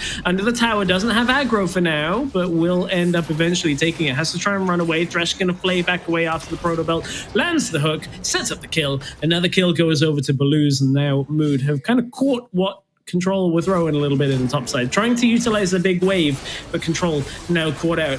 This is a very aggressive stance from Ryder Zitto and that, but look, Jax is going to go in the turret, knows that he's lost for the world. Control, I said kind of that Mood caught what they were throwing. Well, they gave it another attempt at throwing through the top side, and Mood certainly will be happy to take those few kills. And it wasn't really a controlled engage by Control. They were kind of a little bit, aggressive there. Yeah, well, they're true. Yeah, they were in the mood to be able to get them kills, but yeah, I'm gonna stop the puns now. Anyway, these dad jokes. Break down the clip, Stuart. I mean, yeah, looking down at this, they're very, very aggressive. I don't think they realized that the rest of Mood Gaming were able to capitalize on the kind of over-aggression, really, of Control. You can see that Jax is just attacking the tower because he realizes that he's dead, to be fair. Yeah, exactly. But, I mean, we didn't really speak about this, but there's a lot of mobility on the side of Mood Gaming that allows them to dash around and everything. There's the Black Shield coming in handy here for E-Man, just not being able to be affected by the Flay at all. Both teams at the moment haven't taken down this mid lane tower. I mean, the wave control, the Morgana and the Ziggs have. I think it won't be until like 20 minutes in the game that maybe we'll see the mid lane tower going down, to be honest, because they're just going to be wave clearing and it'll just keep going and going, and we're just never going to get a situation where mid lane tower falls down. But I feel like it's all about the side lanes in this game, though. There's a lot of side lane pressure, a lot of aggression going. And speaking of aggression... Oh, Riven 2 for the price of 1 off that stun, but I think it might have been a little bit more than they want. Here comes Jax with the counter-strike. Galio going to re-enter the fight from the world's shortest entrance, as right as Ito is here as well. Trying to get the kill onto Halil, but they haven't been able to do it, and now they're going to back away. Meanwhile, topside, Razor is pushing in. Apprehend is going to land. That's a flash over from Ziggs, but ends up right under the Decimate anyway. They're trying to get the damage down. Jash is trying to get the execute and doesn't get it, and that's going to be enough for Jash to be forced out of this fight. And now, it's not quite enough for Nerb to pick up the kill. This has gone so back and forth on these two as these death timers, or the health bars, I should say, are so low. Camille has picked up the turret on the side, and it's Mood that I think come out ahead, but now Raiders has got another kill for himself. Overall, very scrappy, at least 2 kills each, but the towers going over on the side lane, so that Camille is going to open this map up a little bit more. Yeah, Mood Gaming just distracting the members of Control, and it seems like in the end it actually went kind of even, surprisingly, but right as Ito. Yeah, going to try and go aggressive 1v2 under the tower. I don't think that's ever going to work out for you. The exhaust coming in really clutch here for Ryza. We haven't really spoke about it, but Ryza gets it, taking the exhaust, before this game, just being able to shut down Zed, and it just shows there, Zed won't be able to do as much damage if he jumps in and if he has the exhaust available. But yeah, I feel like Control are just playing very over aggressive, and they're trying to kind of force these plays really without thinking about how this could affect the map, how this could affect the momentum of the game as well. And as you mentioned, Ryza in the Baron lane being able to close down and take the tier 2 tower as well in the Baron lane, and now Control again are grouping up. They're going to try and shut down Halil. Yeah, if they can get this kill, it's a big one, but there's a GA there. Rift Herald is going to charge through as well. A lot of mobility, and I feel like that may be another reason for Control wanting to take this Drake. Jax also benefits from the Cloud Drake movement speed that's going to come through, and there is an engage as they're going to go aggressive. Hook does land onto Galio, but Galio already got the crowd control to stick, and they're able to take the kill onto Gragas and back themselves away for now. Zed jumps back to the Shadow. They're going to refocus. Oh, can't get the Dragon, though, because Halil's actually cut them off in the river. Is going to try and go aggressive. You have to be careful in these little pathways here. That's a taunt landing onto Riven. Can't quite get the stun yet. Doesn't force her into the GA, and it's Thresh that drops first. Halil now caught between 5 members, and it's this time that Mood have been over aggressive in this situation. Halil is going to try and jump their way out. Doesn't quite have flash available, but is it going to be enough? Does get away. Yes. Okay, Jax is focusing down on the Dragon. I think that's the right play from here, but this fight has not stopped as Camille going to go aggressive. Gets apprehended, forced into a fight as Halil has rejoined, and Jash does not have the ultimate to actually get the kill. Dragon goes down to Jax, taunted over the wall, flashed over as Morgana has died too, but it's Jax picking up Camille to kind of even up this fight. Kills are even. Gold is about 1,000 difference. Dragon goes over to Control. I feel like you need a breather after that one, but I guess you can't. I'm not going to get one. Zed's going to go in with a death mark into Halil, and that's another kill going over to Control. Okay, I'll let you take a breather now, Stress. That was a really messy last minute or two, both by Control and Mood Gaming. It really started off where Control realized they were in a 4 versus 5 situation, so they tried to get the pick, and they did get the pick in the end. And then they were kind of low a little bit on health bars. So they couldn't really start the Dragon, and Mood Gaming were like, okay, they're quite low, so we're going to go aggressive ourselves. But then he went over aggressive. The taunt from Komodo, the bindings as well by E-Man being able to lock down the members of Mood Gaming. And then it was just scrappy back and forth, kills happening left, right, and center. And I feel like this game is just very, very messy. But yeah, looking back at this play, you can see that they caught out the member, they caught out the Gragas in the end in the jungle. And as you can see, the Jax is very, very low. So they can't actually go for this dragon. They realize, okay, we need to back off. There's nothing really we can do. Ryze are playing a little bit aggressive, the same with Halil and also Assault System. But the problem is when you get Dark Binded and when you have the Apprehend available, you can just hook over the wall. And then you still have the Galio ulti available as well. And you can see that this is where Mood Gaming play a little bit too aggressive. Halil gets caught as well. I believe, if I remember from the team fight, that he doesn't actually die from this as well. Because again, the amount of mobility and everything that he has, you can see he is able to escape. But then after this as well, they were taking the dragon, and then Ryza jumped in as well. The Dark Binding was too little too late, unfortunately. E-Man trying his hardest to try and escape. Flashes, dashes, uses the ultimate, and then Camille flashes in, and then Jax flashes over the wall. You then have a taunt as well for Komoto, and it's just scrappy. Everything is just getting thrown left, right, and center at the moment. I think that's probably the longest replay I've ever seen in Wild Rift history. I think so too, but the dragon goes over to Jax. I think that's such a key point as they're going to go aggressive topside. It allows Jax to kind of catch a little bit more when it comes to Riven. No Guardian Angel available right now, and Halil, it wasn't quite enough with the execute. That's always tragic when you see that. But now another fight engaged on the top side. Galio does land the taunt, and his Gragas has been forced back away as well. Ooh. I think at this point, E-Man, if he gets anything here, turn for the Baron. Turn for Baron as quickly as you can control, and that's exactly what they're doing. Zito? We saw in the last game as Zito is going to pick up one kill. We saw in the last game how not taking the Baron really punished the Jax. It actually ended Entropic's games in the open bracket. They ended up dropping out. This time I think you take it,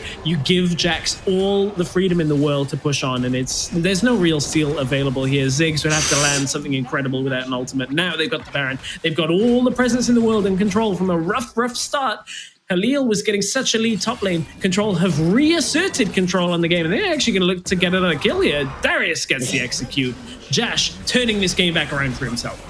Yeah, you have the scaling right as Zito jumping in as well. That's probably going to be another kill. This could be inhibitor as well as the stasis and the dash away being able to save Camille for now. But this is 4 members strong, but Halil's jumping in.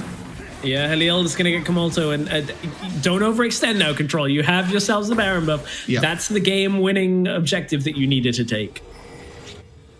Yeah, I mean, really, really well played by Ryder Zito just before the Baron fight. He was just hunting down the Gragas. Obviously, Gragas is a jungler in this game, hunting down the jungle on the side of Mood Game, and he knows that if he kills a jungler, it's basically a free Baron. I say it's a free Baron, but we saw a Carly mid lane steal the Baron yesterday, so anything can happen in these games. But most of the time when you take the jungler down, you feel like, okay, we have an opportunity now. So they have the Baron, they have the control, they kind of went a little bit too aggressive, and with 5 seconds on this Elder Drake as well, the waves are pushing in, but Komoto's still dead for 10 seconds, so maybe they could try and look to take control over this Dragon Pit. Yeah, right as this is going to go in aggressively. That's 1v3, and this is actually a misplay. Oh no, he went back to the Shadow! He was trying to get the kill and ends up in the GA. This has gone horribly wrong. Oh no. This is 1 versus 4. I was about to say Zed goes to the top lane with a Baron buff, pushes the minions in, fights for the turret, but they're going to fight in mid lane. They've got Komoto here, and it feels like Controller just kind of like trying to ram their head against the wall right now and get anything to work, rather than looking at the objective focus play that this composition should be playing. As I said, it just seems very, very scrappy from both teams and very messy. And Ryder Zito playing a little bit too over-aggressive again, as you said, had to jump back to the Shadow. But I feel like Mood Gaming should have full control, even though they might feel like they're a little bit behind at the moment. But you're in a 4 versus 5 situation. Elder Dragon's up as well. Ryder Zito is still dead for 15 seconds.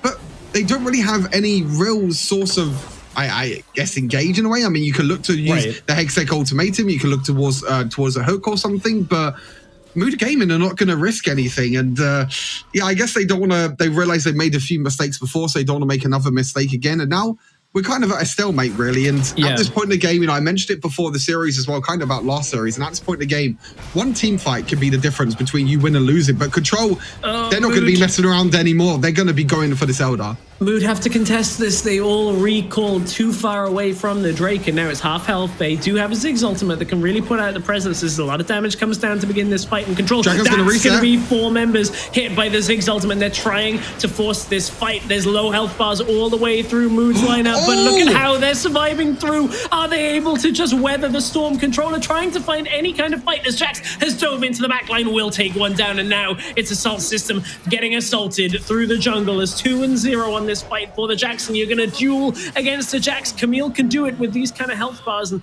Riven is going to try and help it again. If the counter-strike is up and available again, it would have been enough to take the fight, but didn't actually commit to it, and Jax is going to back away. There's a GA on the Riven. This is an easy 2 versus 1 to finish it off, and that should have been Control's fight. That is Elder going over to Mood, and Mood, from picking off right as Itto, have bounced back in this game very, very well.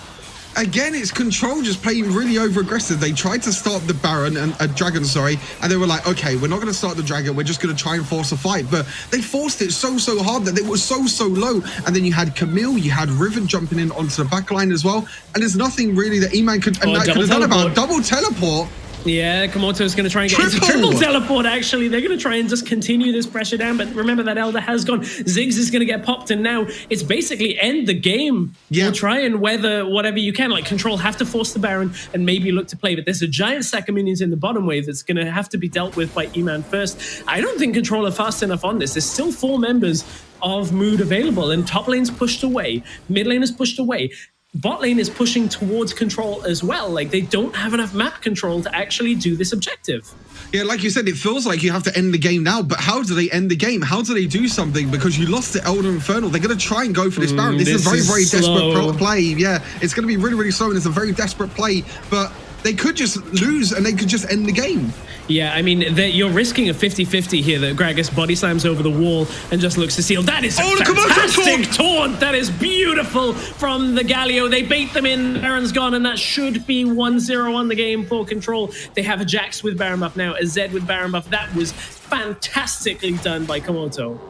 Oh my god, Komoto!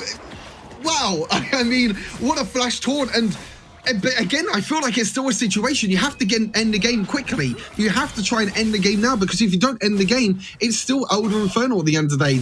In that situation, that was a 4 versus 5, so you think that, okay, that's kind of a situation. But again, you see the flash, the 4-man taunt. It was absolutely beautiful. The follow-up by the Jax as well with the counter-strike, being able to take the Baron off of it as well. And I want to go back to live here, because I want to see if Controller trying to end the game, or if they're trying to do something. They do take 1 inhibitor. They are going to try and take all 3 inhibitors. Zed will take top. Yep, Zed is going to take top. Now they're going to look to try and go to the bottom one. But you got 2 seconds left on Gragas. They're going to try and end the game. Yeah, they're going to try and end. They're going to rush it down. 1,600 health on the Nexus, but is it an overextend? They're going to try and throw everything they can. 700 health in Control. Will be able to steal the game from Mood. I mean, Control, they had the lead for a while. They took a second Baron, but I mean, with the Elder Infernal going over to Mood, we thought, ooh, this is a tense moment to be in. That is a game-winning Galio taunt. There was one thing 100%. That could have stolen the Baron away, stolen the Nash. It would have been the body slam over from Gragas. If Komodo doesn't land that 4-person taunt and open the Baron up, this could have been a very different game. But, I mean, this game started with Josh under a ton of pressure in the top lane. Like, back-to-back ganks, getting kills, and Josh was in a real tough situation. But Control managed to find these fights, utilizing this Morgana Galio composition very, very well. We came into it a little bit confused because the draft was swapped compared to in-game, but Control made it work out in the end. But it wasn't pretty, was it? It wasn't a very it was a very back and forth game, over aggressions by both teams, and yeah, in the end it was Komoto, which he said one thing that I need to say in the broadcast, which Komoto is the best support in EU, and he just showed it right there why he is the best support in EU. So I love you, Komoto. But anyway, go back to the replays. But yeah, I mean, that last play was kind of the game changer, really. And I feel like you had the triple teleport after the Elder Dragon. It was just that whole last sort of 5 minutes really was just mind-blowing to me. You had the Elder Dragon fight, then you had Mood Gaming taking the Elder, but Controller like, okay, we're going to triple teleport, we're then going to kill the Ziggs, we're then in a 4 versus 5 situation, we then take Baron, we flash taunt over the wall, and then we just end. We have the Baron up minions, we can take down the Nexus, and yeah, this was... I don't know what to say. This was an absolutely incredible game. What a game. That was a great game to start this series out between Control and Mood. Back and forth is about as even as you're going to get between these two teams. What I'm learning, though, is teams get Baron with Jax and don't use it, which is a little bit disappointing, but nevertheless, like Control were able to take this game. I think people wonder why we were kind of like saying they had to win the game right there. But like Elder Infernal, you can't really deal too much against it, and like, I mean, Mood had everything that they needed to basically close the game out after that, but really strong performance from Control around that last couple of minutes. Game-winning play from Komalto. I think Redazito for the majority of the game was doing a good job, only really that mid lane play. But yeah, that's how back and forth this game was. Really all in Mood's kind of early game, and then Control were able to bounce back and forth and back and ended the game with that large spike after taking Baron. Really, really, really fun game between these two teams. I think I need a breather after that one. We've got to play the game to go through before we got everything. So. I mean, we got everything to go through still, but yeah. I wonder which play might be play of the game. At least if I was deciding it, it's 100% that Galio. Like 100%. Oh yeah, I mean that's the game-winning play for sure. I mean, I'm pretty sure it will be the game-winning play, and it is going to be the flash torn over the wall by Komoto, follows up, jumps over the wall by the Jax as well into the counter strike, and this was the play. And then after this, they went back to base. They were able to teleport. They pushed down the inhibitors. They took a few inhibitors, and they were just like, okay, we're just going to end the game, because the problem that Mood Gaming kind of had is that they had to defend the third inhibitor. Yeah. But then whilst they were trying to defend that third inhibitor, because in Wild Rift the inhibitors don't respawn, so if you have 3 inhibitors down, or inhibitors towers sorry I should say down, then you're kind of in a bit of a tough situation. Right. But Control in the end were just like, okay, we don't care about a third inhibitor. We're just going to end the game. Just get end the game through top, and brought the rest of the team in after that one. We do need to take a few minutes. I definitely need a couple of minutes. So 3.5 minutes, we're going to be back. It seems like such a short break, but I'm going to catch as much of my breath as I can. It's going to be Mood versus Control when we come back.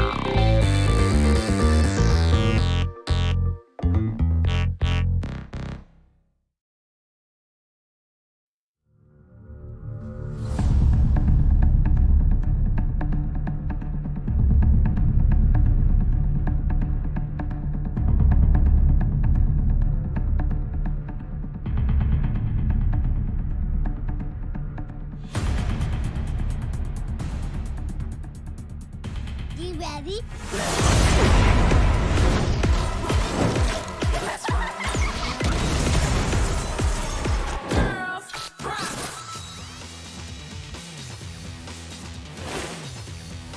Welcome back, everybody. I hope you caught your breath, because I just about did between game 1 and game 2.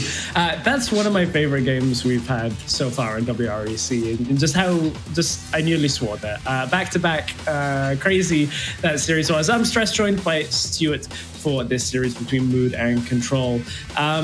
Yeah, that could have gone either way. Any initial takeaways from that game for you, Stuart?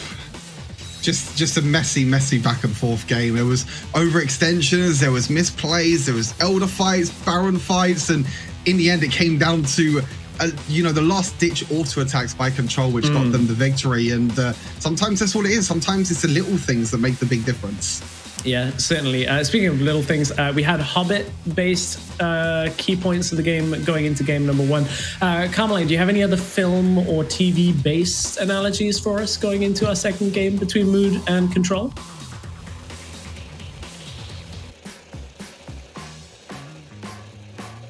No, I don't.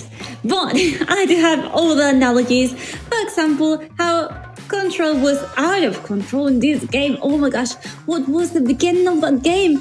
I didn't even understand it. They were losing versus Mood Gaming, then they were winning, then losing, then winning, then losing, then winning. I got lost in translation, to be honest. But now I think this goes quite well with my second point, which is the ping pong game, right? What happens in ping pong? You've got a ball and the ball just bounces back and forth. Exactly what this game was about, except the table was a rift and the rift was full of things, and it was so chaotic in the end that I was thinking, how can this even happen? What will happen at that point?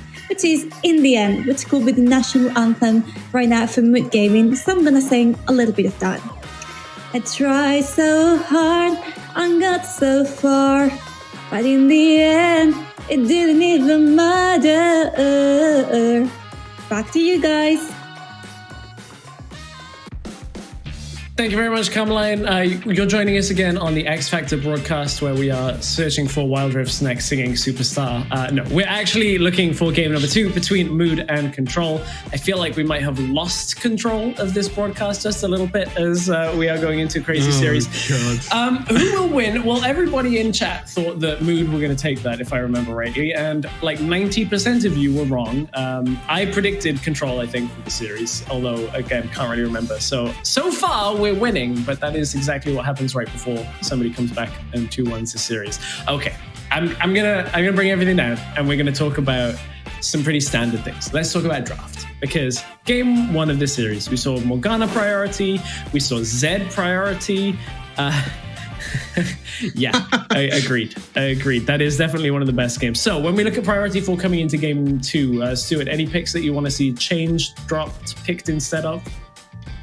Yeah, so interesting enough, we saw the, I have to kind of remember now because I remember the draft was flipped. So we had Zed. the priority, the Zed priority was on Control side for Ryder Zito. So we know that it was banned away for him, in the previous series that they did lose. And we know that Ryder Zito does like this Zed pick, even though he did play a bit aggressive at times. There were some really, snappy and very, very nice plays by Ryder Zito. So we're going to have to look at that going into this one. And again, you talk about the Morgana priority, also the Galio as well, kind of that bot lane duo that we're seeing creep up more and more. We said before it was kind of this, pocket pick for formulation, but I feel like teams are starting to adapt as well. But going into this one, it will be Mood. Hopefully this is right this time. You're going to trust it this time. So Mood Gaming is on the blue side and Control is on the red side. So hopefully this is the same. I can't.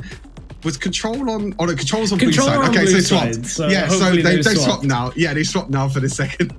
Second game. Sorry, a lot of confusion. Now. Yeah, a lot of confusion. But Control going to be on the red side this time. So kind of standard bans. Fiora being banned out, Garen being banned away by Mood Gaming. So we're going to be looking at this first pick priority. But now will Mood Gaming ban out the Zed? They will ban out the Morgana. That was something that E-Man was a high priority over. You have the freedom here on blue side if you want to ban Zed, right? Like it's not that much of a stretch to ban it. Set going to be banned out by Control. Fiora already gone.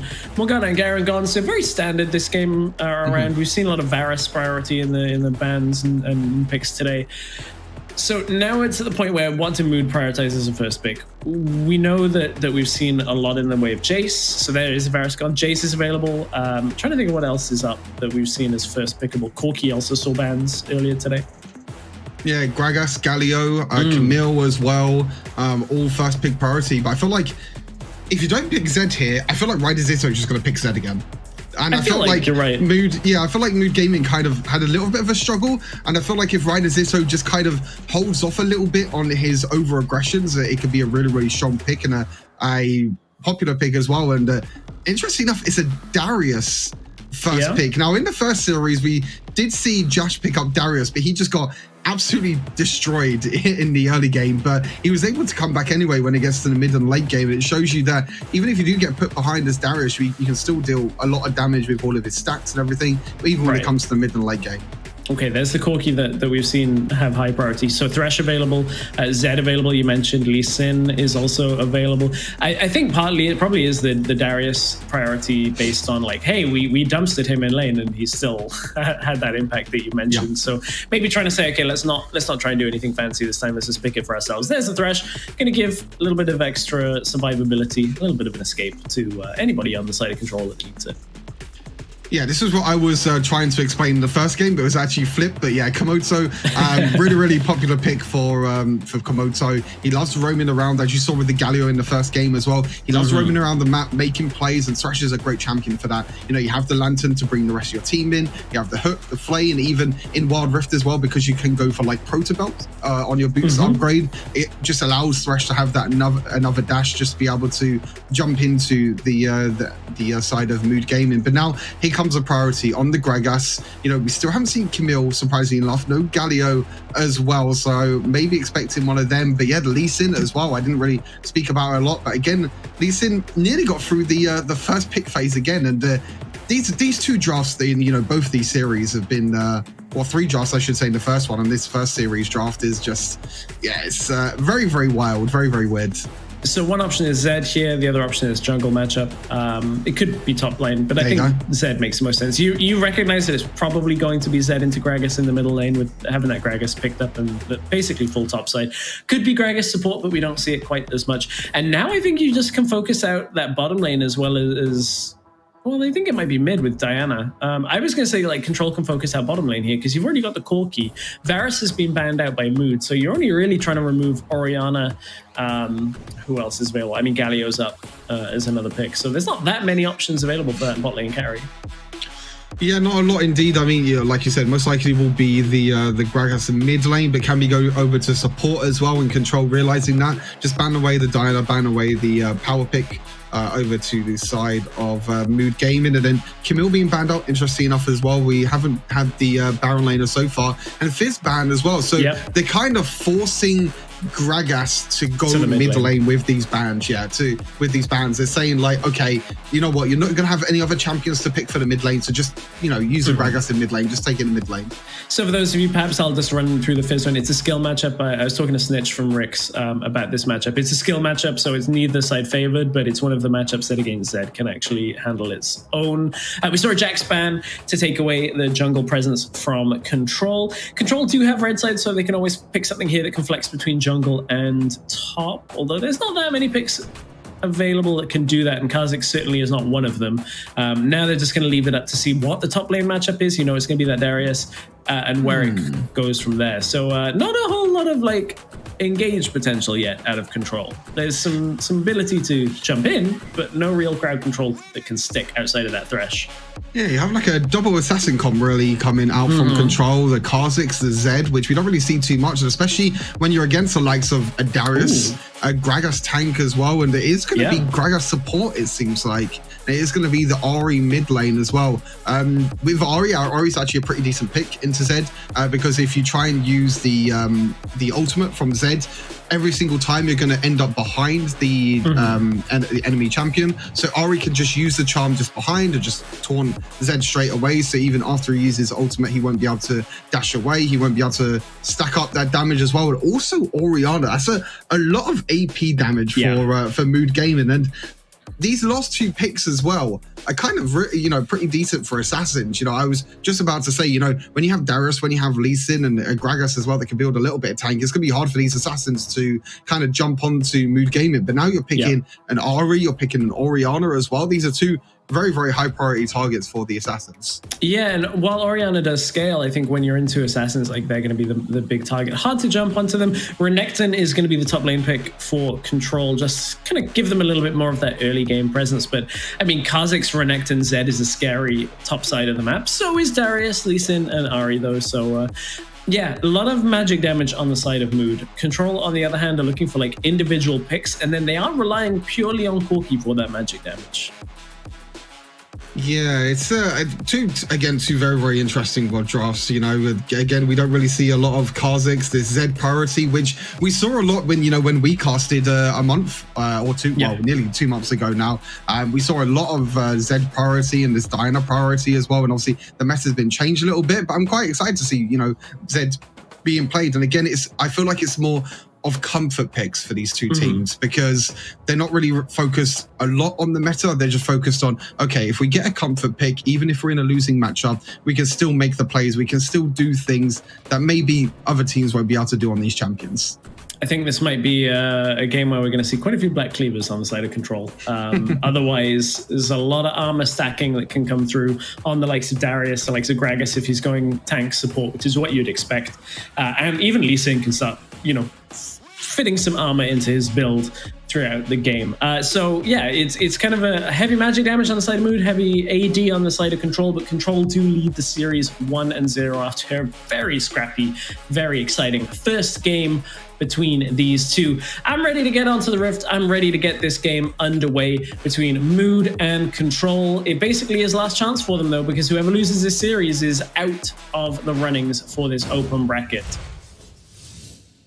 Yeah, you say that. I mean, if Mood Gaming lose, they are, like you said, they're out. Control kind of have that kind of safe edge, I guess you could say. Even if they lose this game, they still do have an opportunity in the third game as well. But they're not going to want that. They don't want that at all.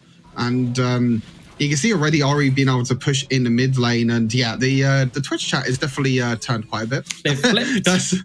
They definitely have flipped. They're like, okay, we're not going to vote for Mood this time. We're just going to vote for Control. So everyone's channel points are on the line. Just being able to hopefully get some more channel points. That's the real important thing on the line here. That's the really important thing here. The channel points of the viewers, not the tournament hopes of I mean, who really cares about if Control will get knocked out or go to Barcelona? It's all about the Twitch channel points. But wow, it's a lot of early game aggression there for Control. Yeah, it looked like Kamalto I didn't see the beginning of that exchange, may have landed a flay and then 1 health on Orianna here, nearly falling. And that's really punishing. Like level 1 Orianna now to level 3 for Iman's Corki, like allows them to have so much lane presence here. No flash available means Ori can't really step up either. Yeah, and it's a lot of experience that she's missing out on as well. Only has 800 gold. I mean, even the support has more gold than the Orianna, which is kind of what it feels like what happens, if you have that kind of early lane pressure and if you can do something. And I spoke about Komoto in his roams. You did. Here comes the hook. Tries to land. It does connect. That should be first blood here. Ignite. As the Ignite is ticking. Honey fruit's enough. 5 fruit a day keeps the doctor away, but only 3 prevents you from getting killed as Reza is able to back under the turret. That is closer than it should be, and that Ignite really should have picked up the kill. I spoke Seconds away from kills from both sides, mid and bot for Control. Yeah, I spoke about the Komoto roams before this, going into this game as well, and it just shows what Thresh can offer, and Ignite was so close. If Komoto just flashed a little bit earlier before Ari took the honey through, then it would have been first blood for sure. But unfortunately, he was maybe a little bit hesitant. Maybe he thought that the Ignite was going to be enough. But early game, I don't want to say it. Early game Control for Control, but that's more aggression again, and Orianna's surely dead this time. Spain without the S for Orianna in this game, and Control are really punishing this Orianna bot lane. And I think this is what you have to do, is you have to put it so far into the ground that Ori never scales. Really tough situation to be in. It is really, really tough, and look at the gold lead already. 1,000 gold lead for E-Man already down in this duo lane. And I spoke a little bit about this duo lane in the previous series that they played before, and kind of how they played quite a long time together now, and they've got that synergy together. And with Komoto in his roams and E-Man being a very, very solid duo lane player himself, you can see they're really starting to come online now. I think they got the confidence from that first game, because the first game was very, very scrappy, but now they have the momentum, they have the confidence going into the second game. Yeah, they do. And I'm starting to think about, MVP of this series is going towards Komoto in my mind for now. Like a real high impact on this series, making plays and also denying plays from Mood pretty much all across the board. That's the Sonic Wave Resonating Strike combo landing. This is a Renekton though, so Josh is going to flash away. Does have himself Dominus and a barrier available, but has this opened up an opportunity towards the Rift Child. There's Zed going in. It's going to be Ryder Zito looking for the kill. Deathmark's not enough. It's going to pop and just disengage from this. Neutral objective's about to spawn, and I think that's going to be Mood taking that Rift Herald, but not really an opportunity for that Dragon now for Control. They're not going to be able to even it up. Yeah, they tried to defend this Baron lane. They tried to defend Josh this time, but it was a little bit late, to be honest with you, because like you said, they're not really on the map. They do have the package available. It looks like they are going to go for Rift Herald, but it's a little slow. I think it's too little too late. Yeah, I think Lee Sin should be able to take it, although the eye didn't open on Rift Herald, so is closer than perhaps it should have been. There's the flash out from Komoto. There's a lot of damage down from the package, but it's not really enough to start it. And Renekton's actually going to go start up the Drake and force that while Mood are backing, Control can just end up taking that objective. That is at least some forward thinking from Control to say, okay, well, we can't contest Rift Herald. Let's actually get this started and get it going, because like the recalls came out. This should fall before Mood are ever in the position to contest. You say that, Lee Sin's here. He's going to probably dash over the wall. Yeah. Oh, okay. That was slower than they should have made it. Everybody backed away. Yeah, it was. Yeah, I mean, as mentioned previously, they kind of tried to defend Josh in this Baron lane. Instead, it was a little bit too late, though, to be honest with you. And Mood Gaming getting the Rift Herald. We're now going to look towards this first tower of the game and look at the ward by Komoto. Look at this. The hook's going to land. Hook lands. Have they got the death mark? It is available. Renekton on the opposite side of the map has died, and that Darius should fall to the death mark. Will proc, and that's going to be a second one on the Gragas in bottom lane. And first tower likely to go down to Mood on the bottom side. So despite the fact that Control made the play top side, they are going to lose out on that at least last bit of tempo on their bottom lane. Yeah, all Josh had to do in this duo lane was just play safe. As long as he played safe and if he just defended the tower, it would have been completely fine. We're going to have to see what happened here. And it's just an overextension. I mean, it's just a really, really bad misplay by Josh. You know that the rest of your team is on the top side of the map. I'm saying that Karsix was actually down there, so I completely mistaken there. But even if that is the case, your team is still making a play on the opposite side of the map, so you should realize that Lee Sin is trying to make that counter play in the bot side as well. And just an overextension in that situation, you can't really win a 2 versus 2, especially against a Lee Sin and Ari in the early game. Yeah, I think the real difficult thing there for Josh is that his flash was unavailable still from that top lane play. I think maybe it's a slightly different situation, but without that summoner, I mean, you're not safe in the bottom lane. And as you said, making a play top side while also playing unsafe on bottom side is a recipe for disaster. Control nearly tried to get another play on the top lane, but couldn't really find Halil, and it's a little bit of a slower game now. Control have topside vision on the map. No neutral objectives for another couple of minutes yet, though. So it really is just all about the gold lead, all about pushing these waves back out. E-Man's going to get that vision plant through the bottom side just to make sure that they're keeping track as best they can of Baloo's and where he is on the jungle. And now it's about cutting into the middle lane. They're going to try and look for a play here. You can see Komoto moving on the map. They're going to maybe look for that Proto Belt. Hook does get the hook anyway. Flay comes through. Gragas is barely going to survive. No, he's not. That Ignite is going to be the kill for Komoto, as the rest of the team from Control are going to steady themselves around middle lane. But it's all about backing away. They're going to look for top side now. Komoto. Last game, we saw him on the Galio. We saw him with that flash 4-man taunt. This game, he's taking control of this game on this Thresh. Insane plays. And again, I mentioned it. It was all about the roams of Ryder Zito. Yeah, he's trying to shadow his way back out, but can't quite get there in time. And that is a kill again on this bottom lane, going over to Mood. Yeah, but Control looking to make another play as well. And it's just back and forth at the moment with these plays. It's like, okay, Mood Gaming making a play on the bot side, and it's Control making a play on the bot side. But you can see the Halil here is just playing really, really passive. He knows that he doesn't really need to overextend. And this is what Mood Gaming need to do. They need to try and find these picks to try and get themselves back into this game. And even though it's only like, you know, like a 3,000 goal, 2,000 goal lead, over to the side of Control, as you can see for the side of Control as well, 5 Mercury treads. So realizing there's a lot of magic damage and a lot of crowd control as well, and especially the charms. They don't want to be charmed for too long by Ari. Yeah, and also on top of that, there's one Black Cleaver. Oh, no Black Cleaver Corki, though. It's that'll make Hells happy. I've already had one little moment trying to provoke Hells on Twitter on that today, but I won't go too much further on that. As Halil, as he said, playing passively top lane against Josh. That's the second dash used, and just gets himself past the Darius. Didn't even matter. Meanwhile, Zed has gone in with the death mark. Right as Zito looking to get a kill, but it's just going to force Mood back as they're going to start Rift Herald for themselves. Dragon is up in 5 seconds though, so I think Mood might just cut into that. However, the Rift Herald has fallen before it even spawns down in the bottom lane. Hook does land onto Darius. Have they got the damage to be able to take it? There's a fight on 2 fronts as it's Corki that's picked up the first kill, but look, there's the shockwave. It's going to be enough, not quite, to pick off Josh, and Mood are not quite able to stabilize this fight. They're so low. The Proto Belt hook doesn't quite hit, but Control will back out and take themselves the Dragon as well.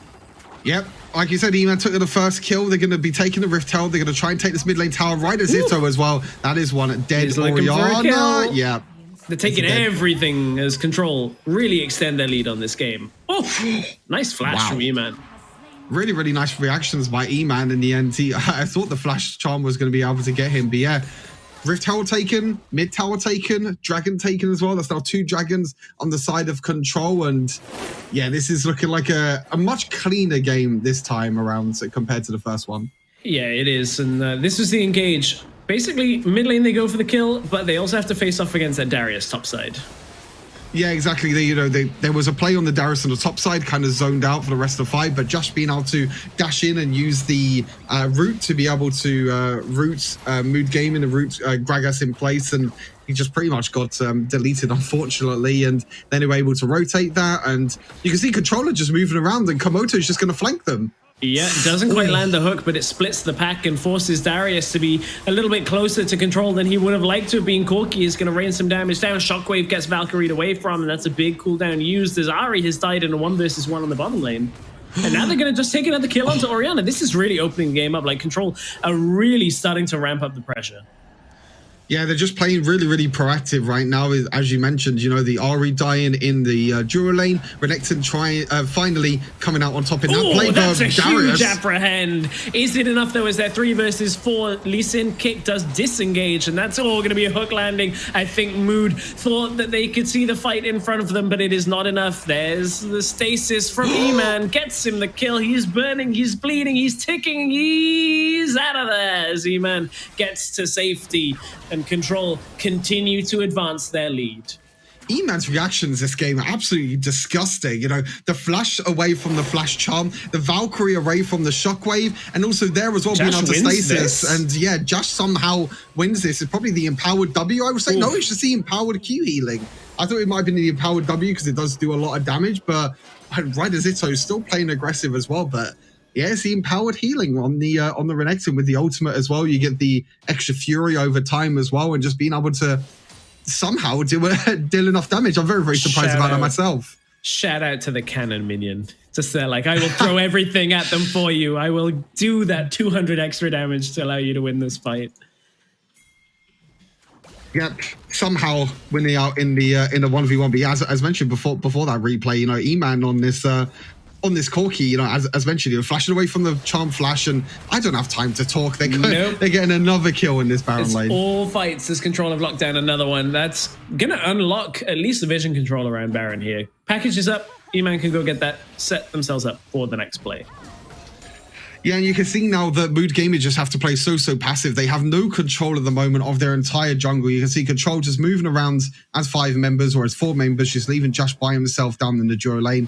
And you can see that there's nothing really that the Mood Gaming can do about it. And this is what happens when you lose that mid lane tower. But that could be their opportunity in the top lane. Yeah, it could very well be, as they've had to back themselves away. It's actually going to be Josh that's looking to go aggressive down bottom lane on Blues. He's going to win that fight. That is an easy pick-off, and now there's no jungle, and Baron's up in 15 seconds under that as Control. All they've got to do is just like push out for a little bit of presence, but then it's going to go for the kill. That's an easy kill. 2 versus 1. Deathmark pops. And down goes another turret for Control. Now they have full visibility over this Baron. They're going to actually reset first. 17 seconds on the Lee Sin, 26 seconds on RE before they can respawn. Package is up. E-Man's going to get it and come over to the Baron. Yeah, I don't think they need to I say they don't need to risk it, but they're going to risk it anyway. Yeah, they don't. I feel like they don't need to risk this, but I guess there's nothing really that Mood Gaming can do about this. Their base is in absolute shambles at the moment, and, you know, 5 towers to 1, 2 dragons to 0 as well. The dragon is now going to be up and available. The Cloud Dragon, the package is still available as well, but he managed to be a little bit careful here. I think he can actually take this fight because of the package. He's just able to split so much. Oh, that's a great flash apprehend. I might very well be wrong. Here comes Komoto and the rest of Control. The cavalry arrives and Control take another kill. 15 kills to 3. Now Renekton's going to push topside with Baron buff, and this is how you like to see a Baron buff used. Zed's going to dive over the wall for a split engage here, as that is half the health, 3/4 of the health, all of the health gone of Lee Sin already. Cloud Drake has already gone over to Control, and this is very quickly looking like a 2-0 series, as they're going to be able to push topside, push bottom side, push through mid. They've denied the jungle presence here from Baluz, and Control putting themselves in position to win this game in the next minute or so.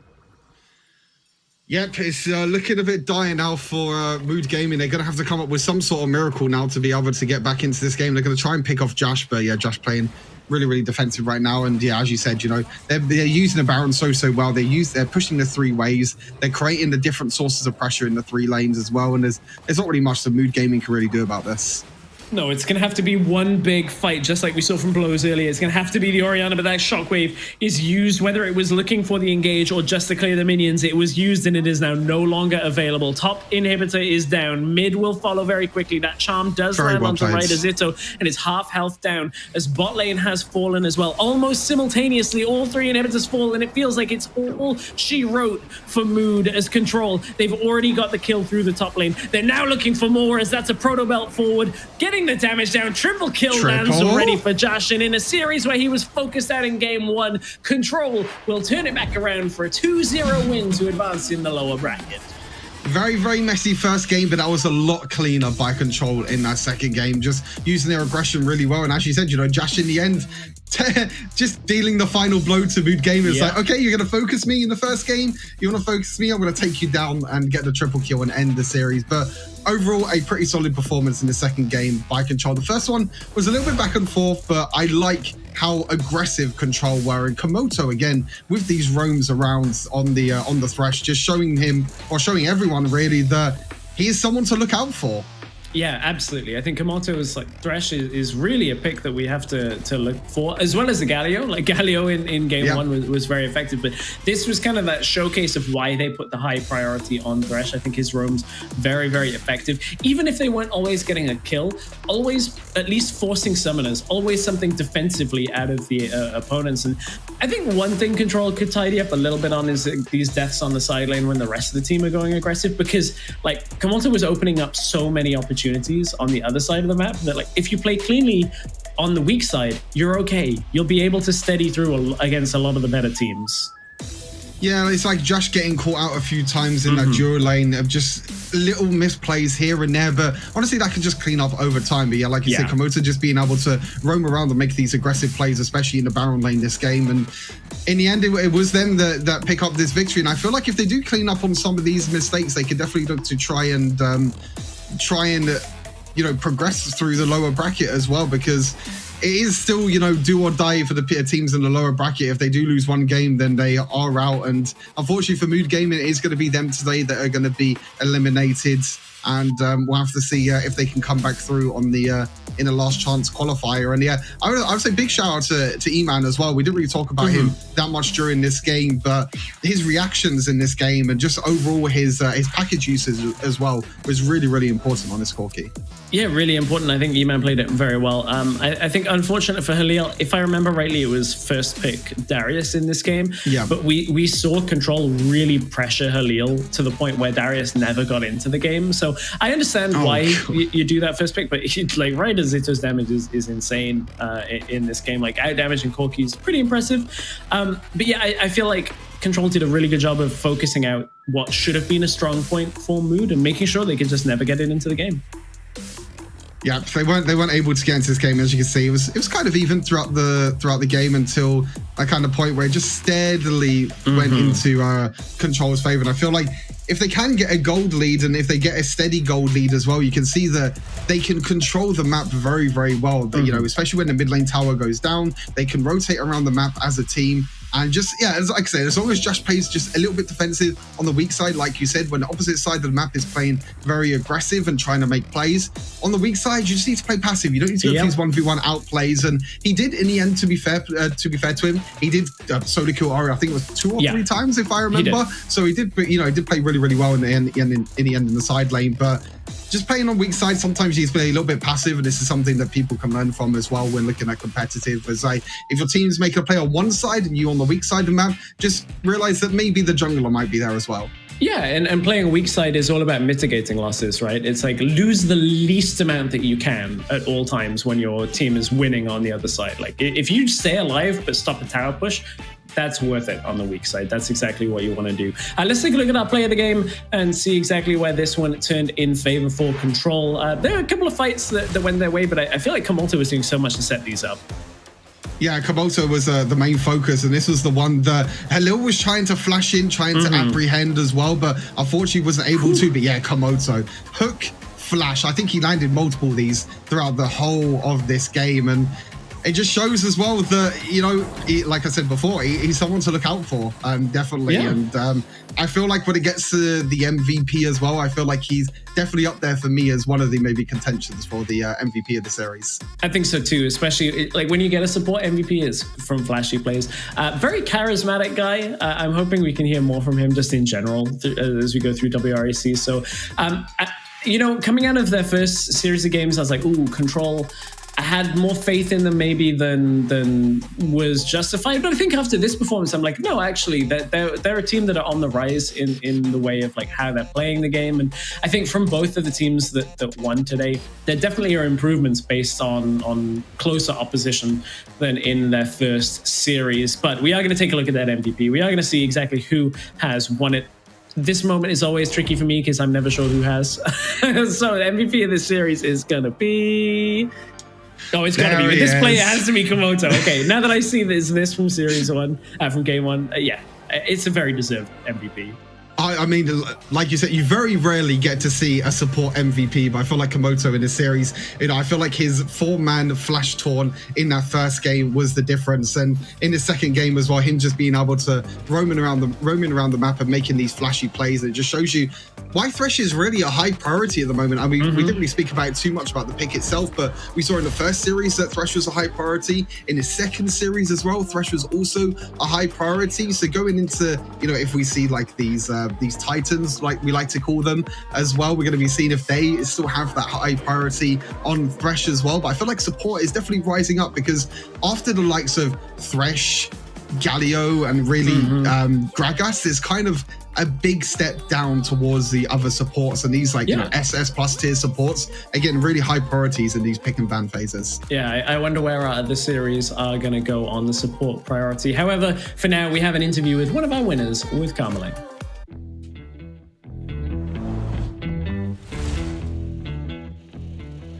Yeah, indeed, I won the last game. No, I'm just kidding. I'm here with Komoto support for Control and also the MVP of the game. Welcome, Komoto. Welcome, welcome. Thank you for joining us today. Congratulations on that victory. And well, I wanted to ask you, because the first game was completely different from the second game. In the first game, it was kind of chaotic. Second game, so organized, so perfect. What happened in between and how did you manage that? Yes, before I go into the game, I wanted to make a quick statement from KTRL. Due to situation Ukraine, we wanted to say that KTRL is standing with Ukraine and standing for peace. And we really support people that suffer from it. That's the one thing I wanted to say. About the games, the second game was definitely much better. The first game we made a lot of mistakes. Also, we were surprised that Mood Gaming showed a lot of more high skill that we expected. Mood Gaming were great opponents, and I'm proud of my team. And what are you expecting from the next week when you have to face off with your bracket, the other team? I think it's Blows Gaming. What are you going to be doing? How are you going to be prepping for that game? We have a lot of work to do. We have managed to fix some mistakes, but we are still improving. We will improve because the next opponents are probably going to be even stronger than the ones we had right now. Yeah, and a lot of work, and I think we can do it. We might be the dark horse of the lower bracket. Okay, so there it goes, the dark horse of the lower bracket. There you say it's Kamoto. So thank you very much for joining us. Thank you very much for the show match today. And we hope to see more of you. So thank you, and I send it back to the casters. Thank you so much. Bye-bye. Bye. Thank you very much, Carmeline and Kamoto. A very important message from Control there as well. So take pause on that. Before we end up wrapping up the rest of our day, of course, I mean, to focus in on the games, I think Control looked a lot cleaner this week around than their previous series. I think, as Kamoto said, like there's still stuff to work on, but I think a very deserved 2-0 for them coming out of these games. A little, understandably subdued from Kamoto. I think as a personality, I'm looking forward to hearing more from him in future. But Stuart, what's your takeaway from today's series? Yeah, like you said, Kamoto, a very, very nice guy indeed, and it just shows that these teams can still come back even though they do lose to 2-0 if you can fix the mistakes, which it looks like they have done. But they said that they've still got a few more mistakes as well, which we kind of saw in the first game of this series. But I kind of agree with him. If they can fix on their mistakes, if they can understand how to play as a team and work well together, then it will be a really, really big and surprising upset if Control will be able to make it. Yeah, it's a great start for them to be building through the lower bracket. Let's take a look at the bracket and see where we are on the tournament. We are hotting up into the upper bracket, which we'll take a look at in a minute. But lower bracket, Control have advanced, Blows have advanced, Aphelion have advanced, and Weigers have advanced as well in their series. We've started to have some 2-1s, but I mean, the lower bracket's exciting, but the upper bracket is stacked. Like, these matchups are what we want to see from the WREC. Zero Zone versus Viv Esports and Game Mode Queso tomorrow. Rix, GG, and Navi, we're still about a week away from that in Formulation versus Team Dark. So I wanted to focus on them. Rix versus Navi. Like, sum up, how huge of a game is that for us, Stuart? Massive game for both these teams. I mean, coming into this, I feel like they are the top teams. But looking at the schedule as well, like you mentioned, tomorrow is going to be such a big day. Zero Zone versus Viv, and then Game Lord against Team Case. I feel like the whole of these last 2 days and also tomorrow, we're building up for that main event, Game Lord versus Team Queso, where one of these teams are going to go down to the lower bracket. And when you talk about the titans of the tournament, you don't want to be Game Lord or Team Queso, and you do not want to go down to the lower bracket. Welcome back, Carmeline, joining us to talk through tomorrow's games. I know that you have Team Queso in mind for the Queso Game World Series, and to be honest, I think we underestimated the Blows prediction, and you earned the win on that one. So we know your opinion on Team Queso. What about the other series, Viv against Zero Zone? Who do you think has the edge? I mean, kind of impartial here. I'm still supporting Zero Zone. Think about it. I mean, it's a matter of having seen these people grow and, improve and throughout the time. And obviously you build a connection to them, just like Kamoto and Stuart do. because obviously Stuart is not biased at all. You can notice it clearly, right? So the same is for me and Zero Zone Team Kezo. Like, I've been talking to these people, I've been experiencing things with these people during events, competitions. So you end up like feeling a little bit like soft in the heart for them.